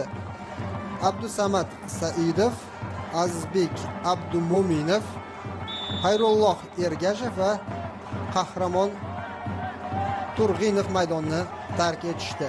Ikkinchi bo'lim boshlandi. Vakillarimiz boshlab berishmoqda. Dastlabki daqiqa va oldingi chiziqqa to'p yetkaziladi. Birinchi bo'lim vakillarimizning ustunligi ostida o'tdi. Bir necha golli vaziyatlar ham yaratdik, ammo hozircha raqib darvozasiga to'p kirita olmayapmiz. Ikkinchi bo'limda mana shu holatni yaxshilash kerak. Shundaymi? Eldor aka? Albatta, birinchi taym to'liq ustunlik biz tomonimizda bo'lganligiga shak shubha yo'q. Bir necha vaziyatlarni vujudga keltirdik. Xavfli darvoza tomon tahdidlar amalga oshirildi. Qoidabuzarliklar ham yetarli bo'ldi. U tomondan ham, bu tomondan ham va aytish mumkinki, birinchi o'yinga qaraganda birinchi o'yin, ikkinchi o'yin o'sha birinchi o'yinni teskarisi bo'ldi deb bemalol ayta olamiz. Birinchi taym masalasi bo'yicha. Oldinda esa siz bizni ikkinchi taym kutib turibdi. Vaqt hali to'laligicha turibdi va o'ylaymanki, vakillarimiz bu taymni ham yuqori kayfiyatda o'tkaza olishadi. Bo'lib ham hozir Zuhriddin aytib o'tganidek bir necha o'zgarishlar amalga oshirildi. Qolgan futbolchilarni ham ko'rib olish barobarida o'yinni tizginni qo'lga olish va o'ylangan maqsadni amalga oshirish uchun zo'r imkoniyat. Bu o'rtoqlik maqomiga ega bo'lgan o'yin va har qanday natija bilan tugash ehtimoli yuqori.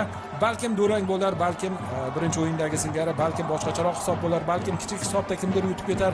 Bu hozir biz uchun unchalik ahamiyatli emas. Har doim gol bilan, hisob bilan hisoblashishga to'g'ri keladi, lekin bu safargisi iltimos qilgan bo'lardim bunday xayolga bormaslikka, chunki Islombek Ismoilov oldida katta vazifa turibdi. U ham bo'lsa jahon chempionati ishtiroki va aynan ana shu jahon chempionatida yurtimiz sharafini maksimal darajada imkon qadar sharaf bilan himoya qilishga bel bog'lashgan ular. O'ylaymanki, siz bizni albatta yana bir marta xursand qila olishadi. Turkiyalik futbolchilar to'pni egallab olishdi. Jamoa sardori Hasan Yoqub oldinga borishda davom etmoqda. Xavfli vaziyat bo'lishi ehtimoli bor. Turklar tomonidan amalga oshirilayotgan hujum to'xtatildi. Himoyachilarimiz yaxshi harakat qilishdi, ammo hujumning ikkinchi to'lqini turibdi. Yana o'sha jamoa sardori Yoqub, ammo uning uzatmasi o'ta noaniq ketyapti. Ha, ikkala jamoada ham o'zgarishlar anchagina bo'ldi. Bilol Demirag 4-raqamda. Mana o'sha birinchi taymdagi eng oxirgi vaziyat qoida buzilganmidi yoki yo'qmidi? 11 metrlik penalti bormi yo'qmi degan savolga javob olishingiz mumkin. 100% 11 metrlik belgi yo'qligini ko'rishimiz mumkin. Demak, 16-raqamda Ayman Mustafa Erdo'g'an ham maydonda harakat qilib boshlaganligini aytish joiz. Yana imkon qadar kimlarning o'rnida ular harakat qilayotganligini aytishga harakat qilamiz va xo'sh, 17-raqamdagi Tariq maydonni tark etgan, Mustafa Deniz hamda Ramazon O'zchilik 21-22-raqamlari ostida harakat qilgan futbolchilar zaxiraga olingan. Jarima zarbasi darhol vakillarimiz boshlab yuborishdi. Markazdan endi chap qanotmi? Yo'q, ajoyib kombinatsiya, uzoqdan yo'llangan zarba va darvozabon to'pni ushlab olishi mumkin. Sadulloh yigit. Terma jamoamizda ham o'zgarishlar bo'ldi. Tarkibni eslatib o'tsak, Ne'matulloh Rustamjonov darvozada 21-raqamda 3, Muhammad Hakimov 4, Mo'minxon Bahodirxonov terma jamoamiz sardori keskinroq o'ynadi, turtib yubordi. Raqibni hakam foul qayd etmayapti. Hasanov, Shavkat Nasibullayev ham imkon qadar o'sha Yevropa futboliga monand ravishda o'yinni boshqarishga harakat qilyapti. Ko'pchilik holatlarda mana endi turkiyalik murabbiy unga e'tiroz bildiryapti. Ortidan esa sariq kartochka olmoqda. Hammasi to'g'ri kelyapti. Yevropa futboliga, yevropaliklarga qarshi o'yinda. Demak, tarkibni eslatishda davom etsak, Sayfuddin Sodiqov 11, 13, Abdumalik Anvarov 14, Behruz Saidmurodov 20, Asilbek Aliyev 7, Sadriddin Hasanov, Nurbek Sarsenbayev 9, 18, Abu Bakr Shukrullayev, Azizbek Erimbetov 19. Jamoa bosh murabbiy Islombek Ismoilov. Uchrashuvni Shavkat Nasibullayev boshqarib boryapti, o'yna deyapti u. Kichik kontaktlarga e'tibor qaratmayapti. Akmal G'iyosov, Husan Xudoyberdiyev qanotlarda, 4-hakam Sardor Mirodilov. Turkiya jamoasi quyidagi tarkib bilan boshlagandi va quyidagi tarkib bilan davom ettirmoqda. 23-raqamda darvozabon Sadulloh yigit Kabakush Barish almashtirildi. Uning o'rnida 4-raqamda Bilol Demirah harakat qilmoqda. 7-raqamda Ali Demirbelik, 9-chi Furkan Avas O'skan, 10-raqamda Hasan Yoqub Elchin jamoa sardori, 15-raqamda Enes Eshsik hamda 18-raqamda Hilol Koch, 19-raqamda Yag'in Fikr. Yana o'sha holat kerak emas umuman. Bu vaziyat.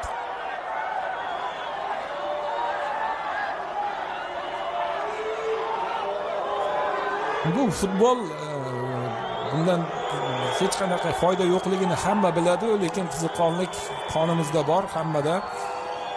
Yana bir qiziqqon jamoaga qarshi o'ynayapmiz. Xo'p, davom etaman. 5-raqamda birinchi taymning o'zidayoq Atayanik maydonga tushirilgan edi. 11-raqamda Husayn Shen, 14-raqamda Mustafa Duru va jamoa bosh murabbiyi Selchoq Erdo'g'an. Qizil kartochka bo'lishi ehtimoli bor, lekin menimcha Shavkat Nasibullayev biroz boshqacharoq qarorga kelsa yaxshi bo'lardi. Mana bu yerda esa kerak emas joyda. 4-raqamda zaxiradan maydonga hozirgina tushgan Bilol Demirah bunchalik o'zi qoidani buzgan.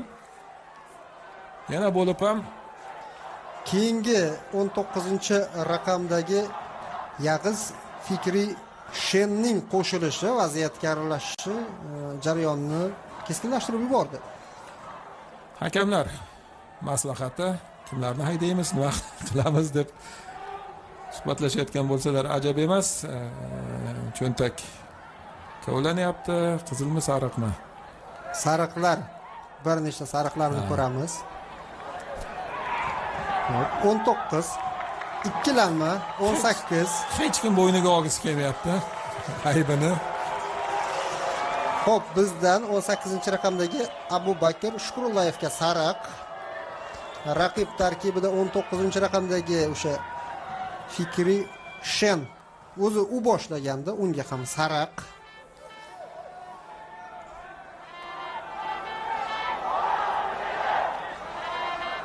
Va yana bir o'yinchiga adashmasam, umumiy 3 nafar futbolchiga sariq ko'rsatildi. Davom etamiz. Rasmiy o'yinga juda yaqin bahs bo'layapti. Shu to'qnashuvlar, oxirigacha kurash.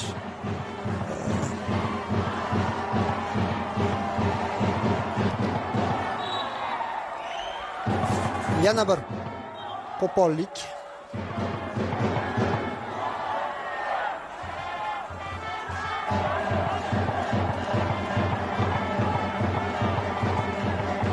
Jarima zarbasi 54-daqiqa. Oxirigacha bosim, darvozabon to'pni oldinga tepib yubormoqda. Behruz. Said Murodov uzoqlashtirdi va hujumni boshlab berdi. Yaxshi. Sodiqov. Va oldingi chiziqda qoida buzilayapti. Shukurullayev zaxiradan tushdi. Unda sariq kartochka bor, ehtiyot bo'lish kerak. Hozir aynan u qoidani buzgandi. Shukurullayev chap qanotda o'ynamoqda. Aliyev oldinda qoldi.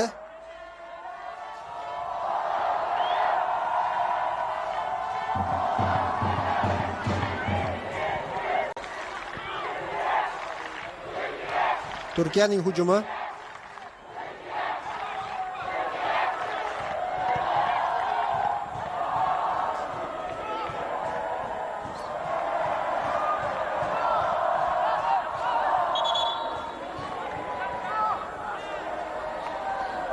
Biznikilar yon chiziqdan to'pni tashlab berishlari kerak. Bu vazifani Said Murodov amalga oshiradi. Oldinga to'pni yetkazib bermoqda. Yaxshi pas darvozabon. Birinchi bolda u to'pni ushlab oldi.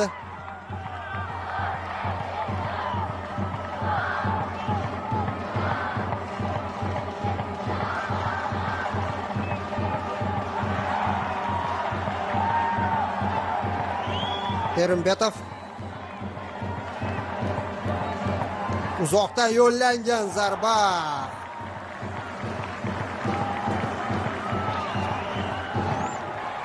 o'n 19-chi raqamdagi Azizbek Perimbetov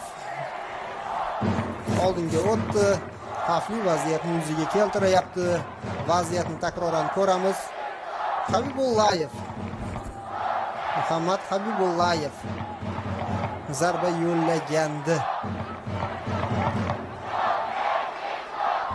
Turklarning hujumi markazroqqa yetkazib berishga bo'lgan urinish. Mo'minxon yaxshi harakat qildi, joyida turgan edi va to'p unga kelib tushyapti.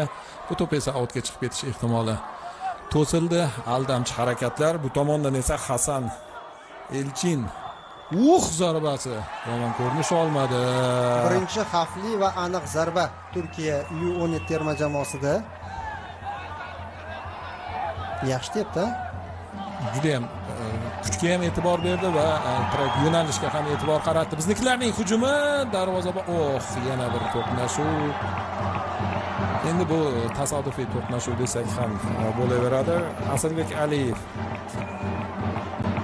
imkon qadar juda ham qattiq qo'riqlanyapti bu hujumchi. Imkon qadar har bir vaziyatda shu to'pga yaqinlashish ortidan mana bunday to'qnashuv vujudga keldi hozir. Asosiy futbolchilarimiz, asosiy hujumchilarimizdan biri. Yaxshi jarohat darajada qiyin bo'lmagan. To'pga yetish qiyinroq edi. Darvozabon o'zini to'xtatish ham qiyin bo'lgan ekan. Oyog'i sirpanib ketgan. Atayin borib darvozabonga zarar yetkazishni xohlamagandi. Shunchaki oyoq sirpanib ketdi. Bo'lib turadigan vaziyat. Va yuqori pressing terma jamoamizdan Aliyev ta'qib qilyapti raqibni.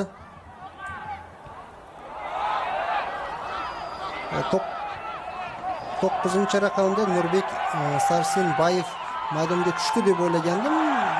Ko'rsatilgandek bo'lgandi. Adashmasam zaxirada qoldi. Ajoyib. Zo'r harakatda. Agressiya yomon chiqdi, lekin hammasi zo'r va qoyil qolish mumkin. Mana bu yerda esa jarima to'p bermayapti Shavkat. Nasib. Nazarimda bunisi qo'pollik bor edi-yu, lekin mayli, keling biz mezbonmiz. Juda vaziyatga oxirigacha vaziyat, xavfli vaziyat, zarba yo'llaydi hozir. Yaxshi va Ne'matullohni kuzatib turgan edim, qanday reaksiya qilar ekan deb aql bilan qildi, tashlanmadim chunki to'p o'zi qayerda turganligini his qilgan holda to'p yo'nalishini kuzatib qo'ydi xolos. Bu zo'r olib qo'yish. Muhammad Hakimov. Tashlanish xavfliroq edi. Mana bu yerda nima bo'lgan? Bu yerda qoidabuzarlik bor edi. Hattoki so'nggi umid foli deb vaziyatni baholash ham mumkin edi. Endi o'rtoqlik turniri, biz mezbonmiz. Yo, to'g'ri. Bu jihatga o'sha tarozini imkon qadar pallasini to'g'ri ushlashga harakat qilish kerak, lekin jiddiy boyagi vaziyatday bo'lib ketmaslik kerakda, ya'ni urush janjal mutlaqo kerak emas. Shavkat Nasibullayev u tomonga ham bu tomonga ham qo'yib berayotgani ortidan o'sha tarozining pallasiga imkon qadar e'tibor qilishga bo'lgan urinish. Turkiyalik futbolchilarda, murabbiylarda go'yoki o'sha mezbonlarga yon bosish degan xayol yuzaga keldi va hozirgi holatdan so'ng ular joy-joyiga tushdi. Chunki vaziyat qolaversa o'sha Turkiyaning murabbiyini oladigan bo'lsak, u yaqin turgan edi hammadan ham. U ko'rdi. Masalan, shogirdidan so'rasa ham men tekkandim deb aytish mumkin. Ortda qoldi. 60-daqiqa. Yaxshi o'yin bo'lyapti. Tomoshabob o'yin bo'lyapti. Qarama-qarshi hujumlar. Turkiyaning hujumi zarba bilan tugadi va darvozabonimiz Rustamjonov. Turkiyaliklar zarba berib boshlashdi. Sal o'yin tizginini boshqacharoq ko'rinishga olib kelishmoqda. Hasanov. Bizda esa yana bir turklarda yana bir o'zgarish. Ikkinchi raqamda himoyachi Hasan Mert Tunchel maydonga tushishga hozirlik ko'rmoqda. 15-raqamda harakat qilgan Tariq Bugra Qalpoqli maydonni tark etadi.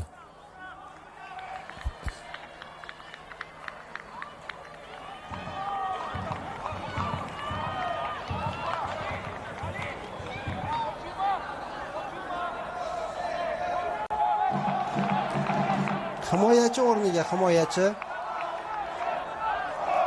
Turkiya terma jamoasida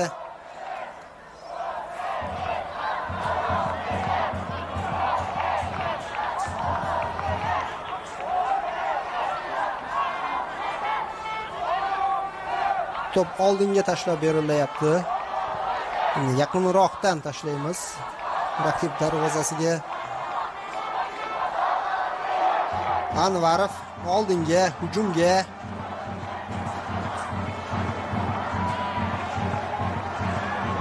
Erimbetov o'zi zarba yo'llashi mumkin, yo'q pas, yaxshi imkoniyat. Mana imkoniyat, tep endi. Blok. Himoyachi zarbaning yo'nalishini topdi. Qarshi hujumdan ehtiyot bo'lish kerak. 4 o'yinchi Turkiyada oldinga o'tmoqda. Pas o'ng qanotga.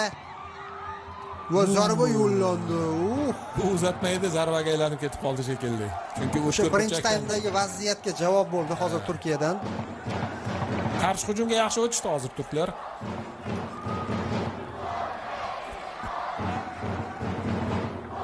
To'singa tegdi.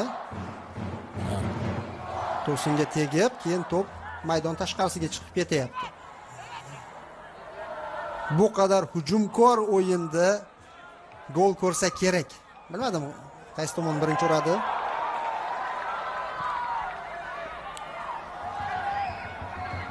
Markazda orqaroqda qolib ketyapmiz. Imkon qadar yana ham oldinroqqa chiqish zarur shekilli.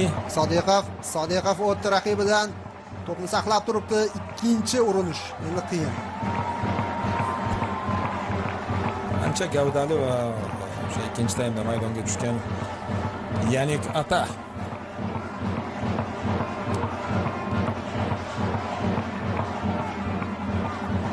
Juda yaxshi. Hozir faqat qo'llab-quvvatlash kerak. Burchak to'pi amalga oshiriladi. Adashmasam yana o'sha Yanik Ata to'p yo'nalishiga qarshi chiqqan edi. Burchakdan to'pni vakillarimiz o'yinga kiritib berishadi. Burchak to'plari birinchi taymda anchagina xavfli ko'rinish olgan edi. Aynan burchakdan oshirib berilgan to'pdan so'ng Azizbek Abdumo'minov bosh bilan darvozaga to'pni yo'llaganda ustunga tegib qaytib tushgan edi maydonga. Uzatma bor, ammo bunisi unchalik ko'ngildagidek bo'lmadi. Ammo futbolchilarimiz hujumni davom ettirish uchun imkoniyat yana Saiddan va uzatmani amalga oshiryapti. Hozir bir-birlariga xalaqit qilishdi. Sal bo'lmasa o'zlariga o'zlari urib qolishlari mumkin ekan. Yo'q, unday qilishmadi. Ular ham bilishadi, albatta bu mubolag'a bilan aytilgan so'z, ammo mana bu qarshi hujumni to'xtatish zo'r o'ynadi. Bunisi esa darvozabonimizniki. Zo'r. To'xtatdi. Keskin vaziyatda keskin qaror qabul qilindi va ikkilanmasdan harakat o'z natijasini beryapti. Anvarov doim ham hujumga faol qo'shilmayapti, lekin himoyada juda toza o'ynayapti. Hozir noaniq pas. Aliyev yordamga yetib keldi va aynan u qoidani buzgan.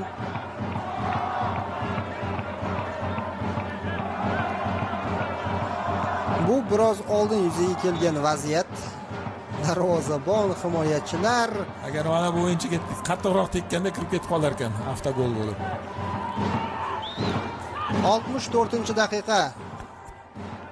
Jarima zarbasi.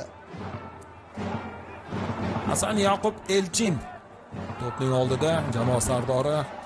Qariyb hamma standart vaziyatlarda u turibdi. O'ynab yuborishdi. Mana bunday zarba yo'llaydi. Yaqin bordi, keyin tepdi. Sadriddin Hasanov to'pni o'ziga qabul qildi va bosim o'tkazish uchun oldinga boryapti darvozabon. Sa'dulloh Yigit to'pni zarb bilan maydonning ikkinchi yarmiga yetkazib bergan edi. Biznikilar to'pni egallab olishdi. Yurish uchun imkoniyat. Muhammad Habibullayev oldinga borishda davom etyapti va o'zi to'pni oshirib berdi. Mana bu yerda esa sal yaxshi o'ylagan edi. Yaxshi o'yladi, lekin sal kuch bilan o'sha irg'itish kerak edi to'pni. Hozir markazda turkiyaliklar ustunlikka ega bo'lishmoqda. Qoida buzildi. Hujumda qo'pollik va sariq. Jamoa sardori oyog'i bilan yiqilib bo'lgandan keyin tegindi. O'sha Saudiya Arabistonida Seshenbayevga nisbatan ko'rsatilgan qizil kartochka esingizdami? Xuddi o'sha holatga o'xshagan vaziyat bo'ldi, adashmasam. Hozir ko'ramiz. Yiqilib bo'lgandan keyin oyog'i bilan tanasiga tegdi va shu sababli ham Shavkat Nasibulloyev mana. Tegmay qolgan, lekin harakat bo'lganda Shavkat Nasibulloyev yonida turganligi sababli ham buni o'sha tajovuz deb hisoblagan holda sariq kartochka ko'rsatyapti.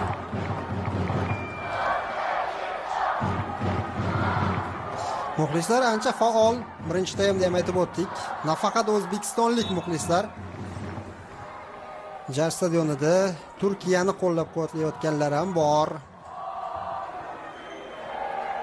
Poytaxtimiz ancha baynalmilal vakillari bilan ko'payishib qolganmiz. Ular orasida albatta turklar bo'lishligi tabiiy va ko'prog'i ham ular.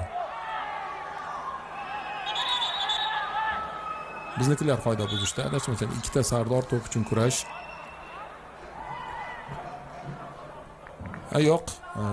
Bu yerda yana o'sha Hasan Yoqub aybdor deb topilibdi.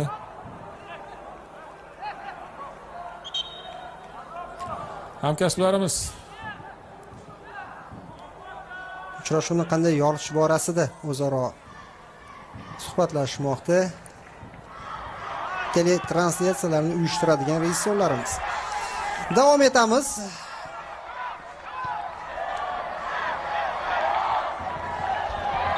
To'p chiziqni kesib o'tgan. Yakka kurashlarga juda boy o'yin ha. Bugun guvohi bo'layapmiz. Mana o'sha vaziyatlardan biri yana misol tariqasi. Mana yana ulgurmayapmiz. Har bir o'sha vaziyat isboti bilan kelib qolmoqda. Vakillarimizda yana bir hujum. Anvarov chap qanotdan to'pni o'tkaza olmadi. Juda xavfli. Endi mehmonlarning qarshi hujumi qaytaramiz. Behruz Said Murodov bugun eng yaxshilardan biri bo'lyapti. Birinchi taymda ham, ikkinchi bo'limda ham qanotda ishonchli o'yin namoyish etmoqda.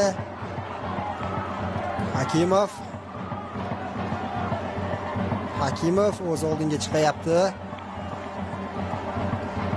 Shukrullayev, Anvarov, Shukrullayev. Zo'r davom etamiz. Hasanov, Sadriddin o'zi yaqinlashmoqda. Zarba yo'lladi. Va mana endi tushadi 9-raqamdagi Nurbek Sarsenbayev. Katta ehtimol Aliyev maydonni tark etsa kerak. Asilbek Aliyev markaziy hujumchi. Nurbek birinchi o'yinda gol urgandi.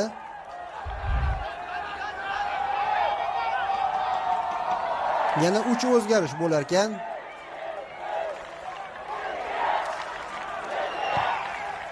Markazga Shukrullayev to'pni saqlab qoldi. Hujum o'ng qanotga ko'chayapti. Behruz kirib borish mumkin. o'tmadi Aliyevning pasi. O'zi yursa ham bo'lardi-yu, lekin sherigi tezlik olganligini ko'rib to'pni unga yetkazishga qaror qildi, ammo yonginasida orqasida turgan, yonida turgan o'yinchi to'pni qaytarib yuboryapti. Fikrlash doirasi futbolchilarimizda ancha yuqoriga ko'tarilgan. Bu zo'r holat, aql va o'sha jahon futbolidagi o'sha kuchli terma jamoalar uslubi singdirilayotganligini ifodasi. To'g'ri, yo'qotishlar yoki boshqa qarorlar ham yo'q emas. Xavf vaziyat, zarba yo'llandi, rikoshet va to'p yo'nalishi o'zgarib maydon tashqarisiga chiqib ketyapti. Burchakdan to'pni o'yinga kiritamiz. 18-raqamda harakat qilayotgan Abubakir Shukurullayev. Yana o'zgarish bizda. 15-raqam Behruz Saidmurodov 14-raqamdagi futbolchi maydonni tark etyapti va 13-raqamda o'ynagan Abdumalik Anvarov ham.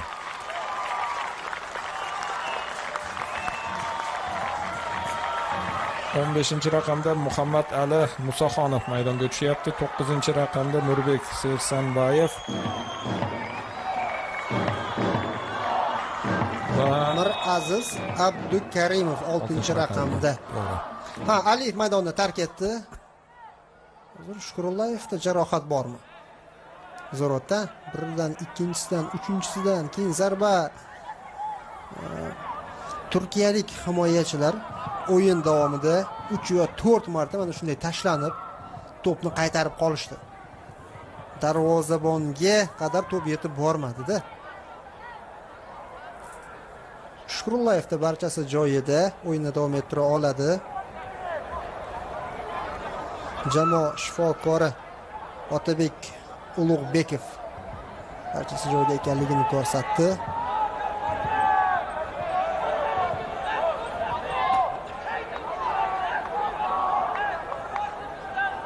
Burchak to'pi.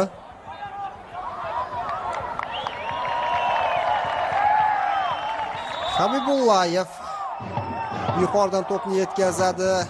Himoyachilar qaytarishdi. Sodiqov, Habibullayev o'z markazga kirayapti. Yuqoridan pas. Nurbek ikkinchi qavatda juda xavfli, bo'yi baland. Unga to'p yuqoridan yetkazib beriladi albatta. Rustamjonov, Ne'matulloh, Bahodir Xonov bilan o'ynayapti. Hakimov, Muhammad. Mehmonlar chiqmayapti oldinga. Zich himoya, barcha orqa chiziqda sirpanib ketdi o'yinchimiz. Tan olish kerak, Jar stadionining maysasi holat juda ideal emas. Katta yuklama bilan mavsumni o'tkazyapti ushbu arena. Paxtakor o'z uchrashuvlarini o'tkazmoqda. Turli yoshdagi terma jamoalar mazkur arenada raqiblarini qabul qiladi. Olimpik Mobius o'ynaydi.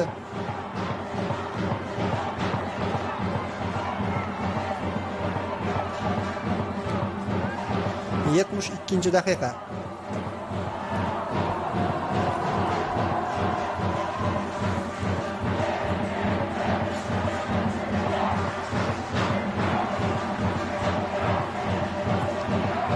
Turkiyaliklarni o'sha zich o'ynashi o'zlariga ham biroz xalaqit qilyapti. Tez to'pni oldirib qo'yishyapti. Boya 2 marotaba, 3 marotaba o'sha tezkor qarshi hujum ortidan biroz yugurganliklarini ko'rdik. Bunday olib qaraganda kamdan kam uchrayotgan holatu, lekin ko'proq o'sha qisqa va uzun o'rta paslar bilan imkon qadar darvozamizga yaqinlashishga bo'lgan urinishi unchalik ham samara bermayapti. Bo'lib ham bu jarayon himoyachilarimiz tomonidan hozircha hammasi a'lo darajada sifatli qaytarilmoqda. Jarima to'pi darvozaga yaqinroq joygacha uzatib berishga harakat qilishligi aniq. Ko'rinishdan shunga harakat bor. Yana jamoa sardori Hasan Yoqub Elchin. Aytganingizdek, yuqoridan to'p yetkazilyapti. Bizda qoladi to'p. Himoyachi oldinga yetib borgandi, zarba yo'llashga harakat qildi. To'p maydon tashqarisiga undan chiqib ketdi. Bizda yana bir o'zgarish bo'ladi. Jamshidbek Rustamov tayyorgarlik ko'ryapti. 17-raqamda o'ynaydi. Sayfiddin Sodiqov maydonni tark etyapti. Sayfiddin zo'r o'ynadi. Birinchi taymda ham, ikkinchi taymda ham faol bo'ldi. Ikkinchi taymda biroz vaziyat funksional ravishda o'zgarganligi sababli ham kamroq ko'zga ko'rindi va uzoq plan ham bunga xalaqit qilgandir balkim. Lekin birinchi taymda eng faol bo'lgan o'yinchilardan biri aynan shu bo'ldi. Hujumkorlik masalasida, hujumlarni tashkil etish va hujumda ishtirok etish masalasida u o'rnak bo'la oldi. Bekorga almashtirmayapti uni Islombek Ismoilov va jismoniy holatga ham dam berish zarur. Mana bu yerda esa yana qandaydir tushunmovchiliklar paydo bo'lib boshladi. Yotib qolgan turkiyalik futbolchimizni oyog'ini qo'yib yuborishni istamasligi ortidan mana bu tushunmovchilik vujudga kelyapti. Abubakr Shukurullayev jarohati bor edi, balkim o'sha bundan sal oldin jarohat olgandi-ku. Sarig'i ham bor-da uni. Kim xitmirlik qilganligini ko'ramiz. Mana. Xo'p.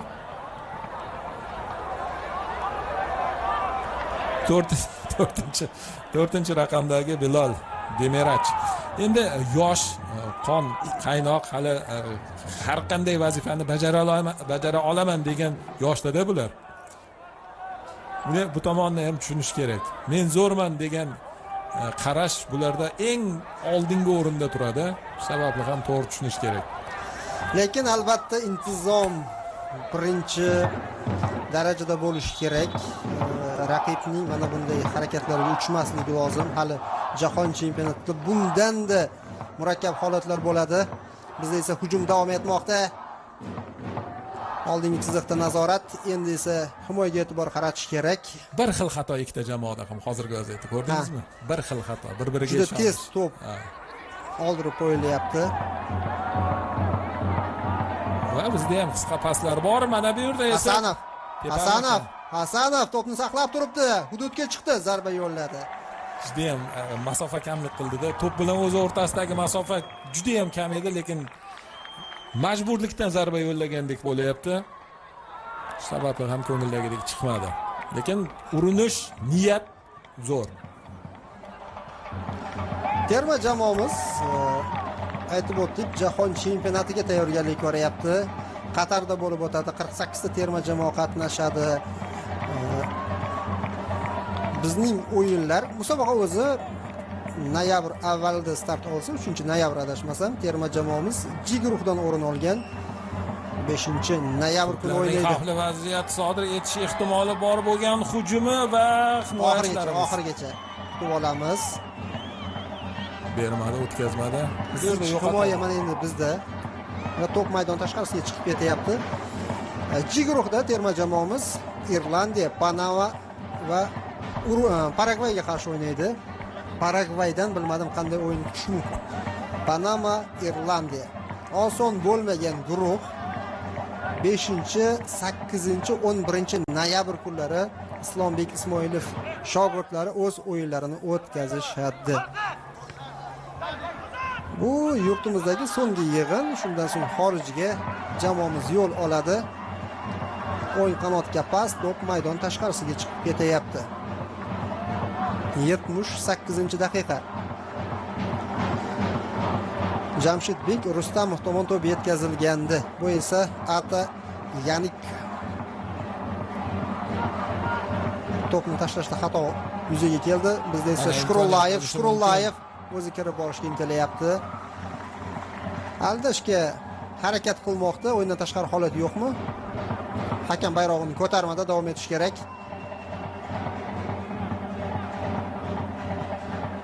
4-raqamdagi futbolchini nega asosiy tarkibda maydonga tushirmagan bilmadimi?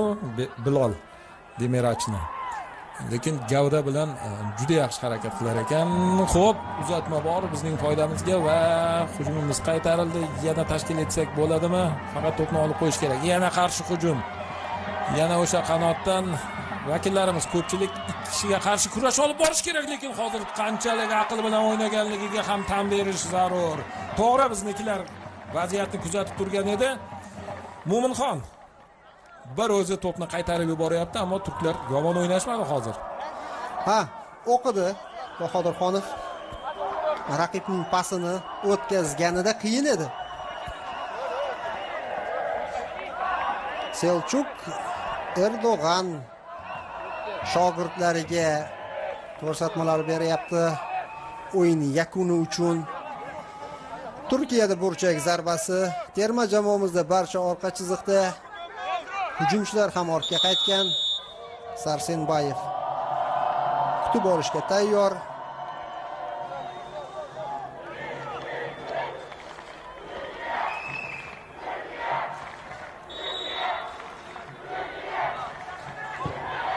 Yuqoridan to'p yetkazildi va darvozaga.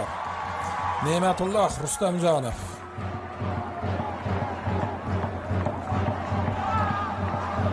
Osiyo Kubogida o'z bo'yi ancha baland edi, yana bo'yi o'sgandek.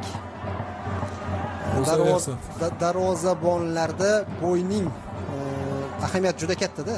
Bo'yi baland bo'lsa, qo'llar, oyoqlar uzun bo'lsa,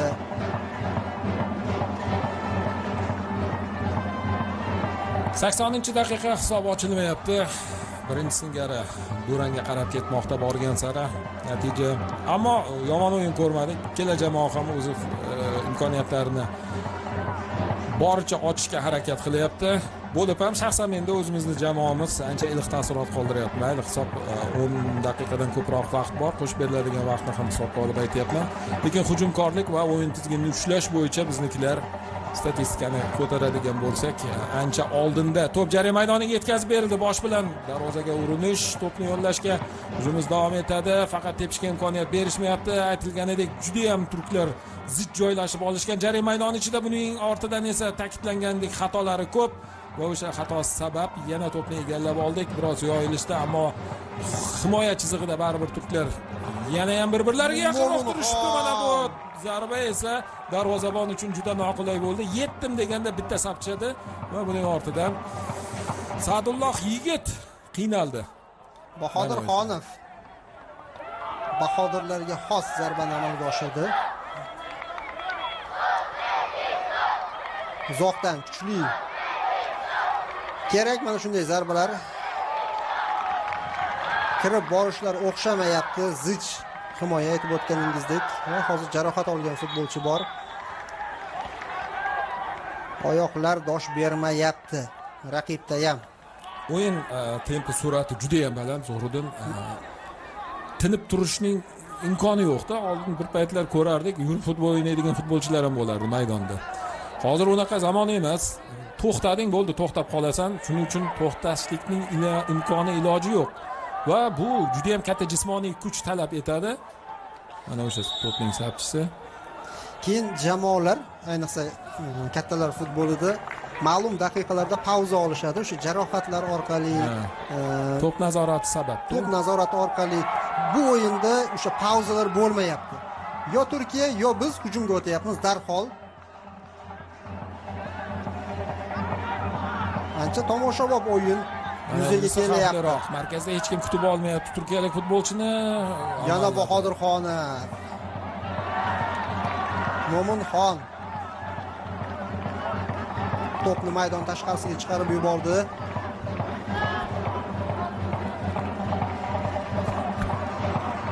Hujumdan ortga qaytishda, qarshi hujumni qabul qilishda biroz markazda turadigan futbolchilarimiz kech qolishyapti. Bu birinchi marotaba kuzatilmayapti.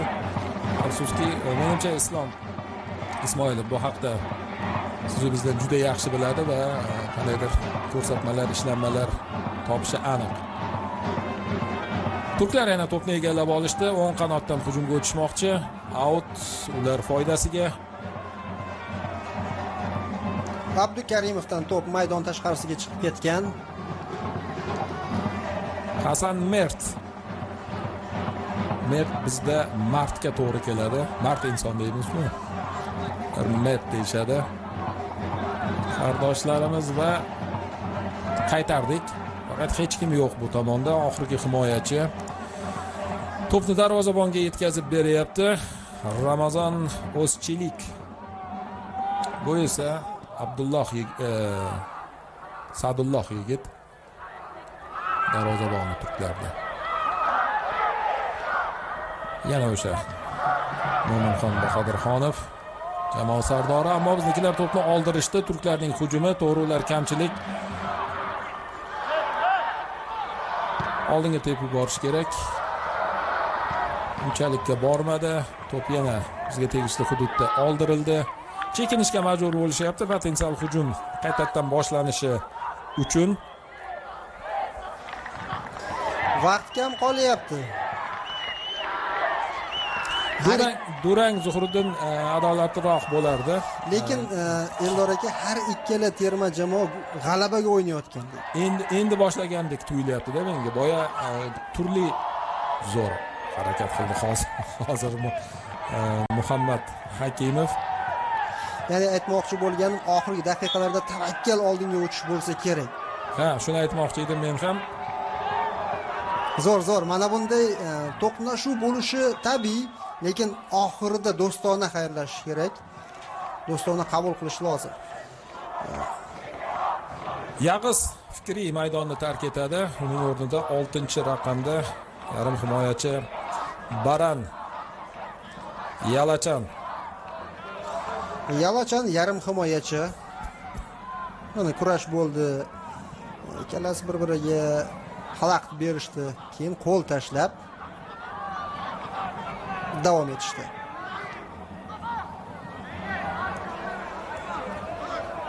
Boya Belal Demirach o'sha 4-raqamdagi futbolchi janjalga sabab bo'lishiga ozgina qolgan edi. Futbolchimiz oyoqlari bilan siqib qolib.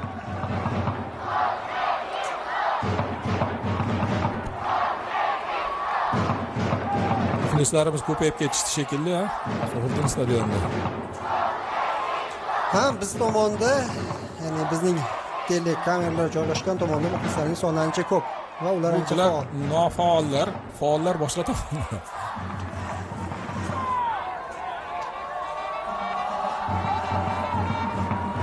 Endi o'zgarish amalga oshirilayotgan ekan. Bu turkiyaliklar. Ularda muxlislik juda yuqori darajaga chiqib ketib bo'lgan. Tovush bilan yengishga harakat qilyapti, musiqa asboblarini tengma-teng tashlashyapti. Bu borada ham mayli, ularniki ham to'g'ri, bizniki ham to'g'ri. Umuman muammo yo'q bu borada. Eng muhimi yaxshi, to'g'ri muxlislik. Qarshi hujumdan ehtiyot bo'lishimiz kerak. Hasanov Sadriddin to'pni qabul qildi, chap qanotdan oldinga o'tishga intilyapti. Ikki raqib kutib olyapti Hasanovni. Abdukarimov oldingi chiziqda to'pni maydon tashqarisiga chiqarib yubordi. Erta kutib oldik va raqibni to'xtatdik.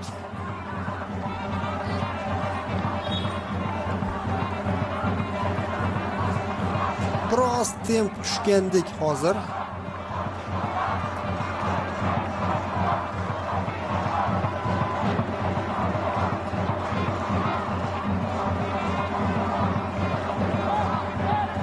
Abdukarimov markaz bilan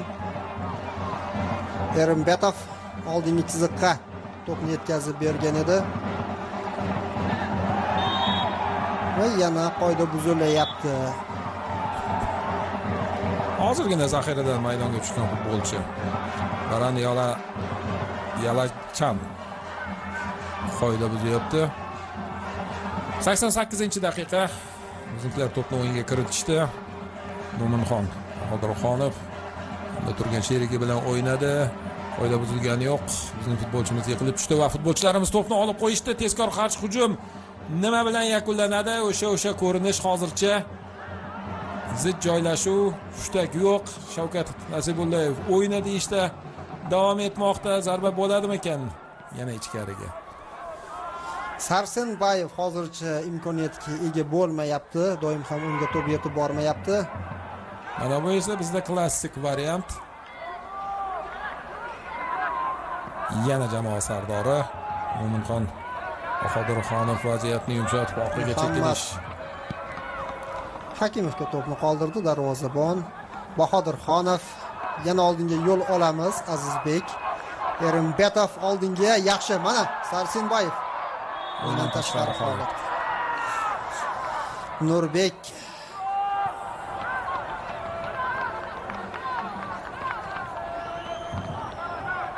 bor ekan ofsayd.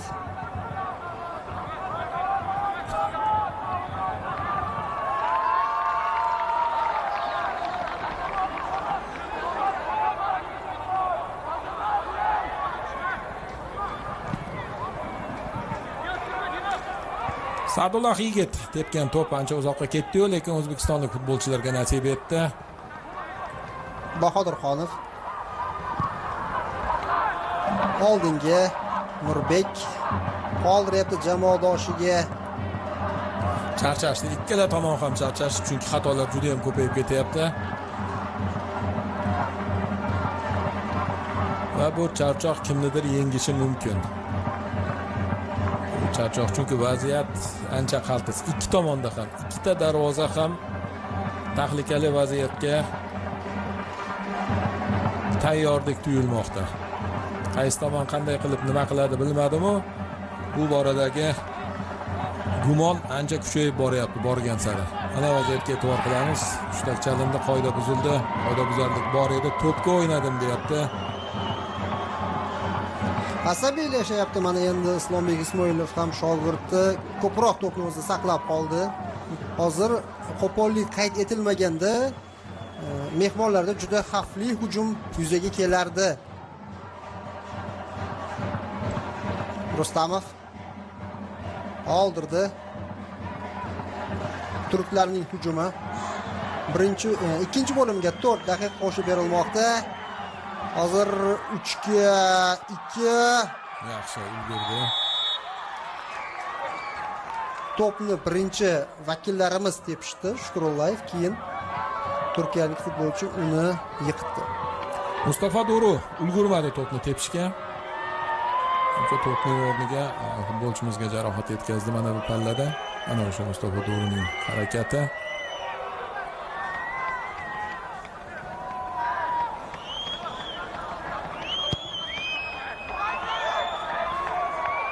Rustamjonov yaxshi to'pni o'yinga kiritdi. Bizniklarda imkoniyat bo'lishi ehtimoli bor. Hech bo'lmasa mana shu yerda aniqroq harakat qilish mumkin. To'pni saqlab qolishga imkoniyat bor. Faqat yugurish kerak. Bu yerda esa qoidabuzarlik bormi, yo'qmi? Yo'q, out deb ko'rsatyapti. Turkiyalik futbolchiga yordam kerak ekan. Nasibullayev shoshmanglar dedi. 22-raqamdagi Ramazan O'zchelik yordam kerak deb so'radi. Xo'p. U darajada vahimali hech narsa kuzatilmagan ekan. Tirsak tegib ketdi.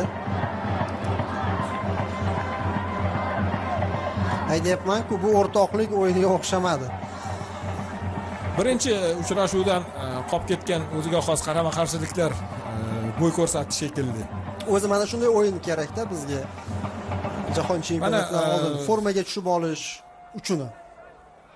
Lotin Amerikasi futbolini bir ko'rinishi sifatida oladigan bo'lsak, ular bilan o'ynaymiz-ku baribir jahon chempionatida. Bu o'ziga xos, nima deymiz, o'quv mashg'uloti bo'layapti. Ular ancha g'irrom o'ynashadi, bo'lib ham yakka kurashlarda barmog'i bilan ishlashni ham bilishadi. Adashmasam, uyib oladi deydi-ku, chimchilab oldi deb. Shunaqa qiliqlari ham ko'p.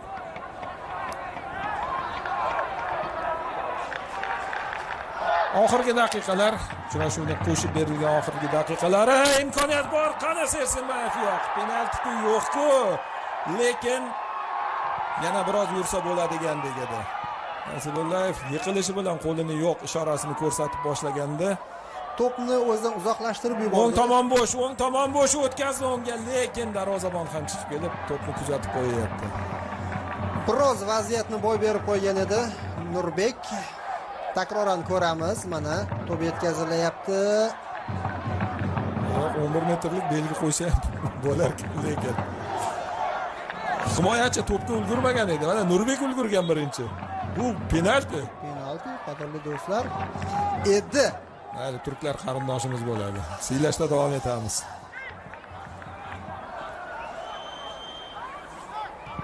So'nggi daqiqa. Mehmonlarning hujumi 4 o'yinchi oldinda markazdan yorib kirishga bo'lgan harakat va darvozabon.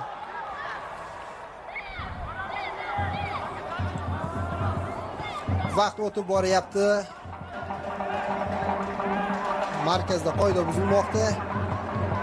Yo'q, out. Outmi? Oxirgi hujum balkim shu hujum nuqta qo'yar hammasiga. Lekin bu turishda qoladigan bo'lsa, mana endi imkoniyat bor, uzatma ham bor. Himoyachilari to'pni qaytarishdi. Saqlab qolinmoqda vakillarimiz. Zarba kerak, zarba Yaxshi zarba edi, zo'r zarba bo'ldi, lekin noaniq afsuski. Ha do'stlar, Turkiya hamda O'zbekiston U17 jamoalar o'rtasidagi ajoyib uchrashuvni tomosha qildik.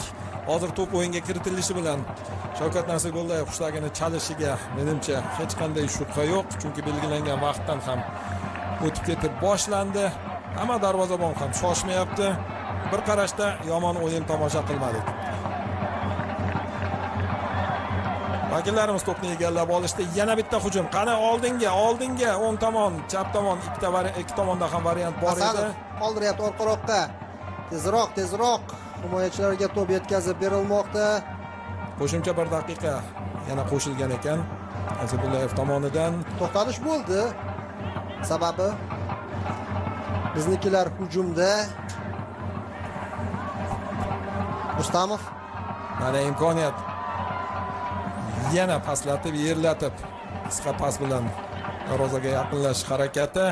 Mo'minxon Bahodirxonov o'zi oldinga chiqdi. O'zi hujumlarni boshlab beryapti qaysidir ma'noda. Hozir vaqt yakunlanadi. Shunday bo'lmoqda. Jangovar durang 0-0 hisobi. Ikkita o'yinni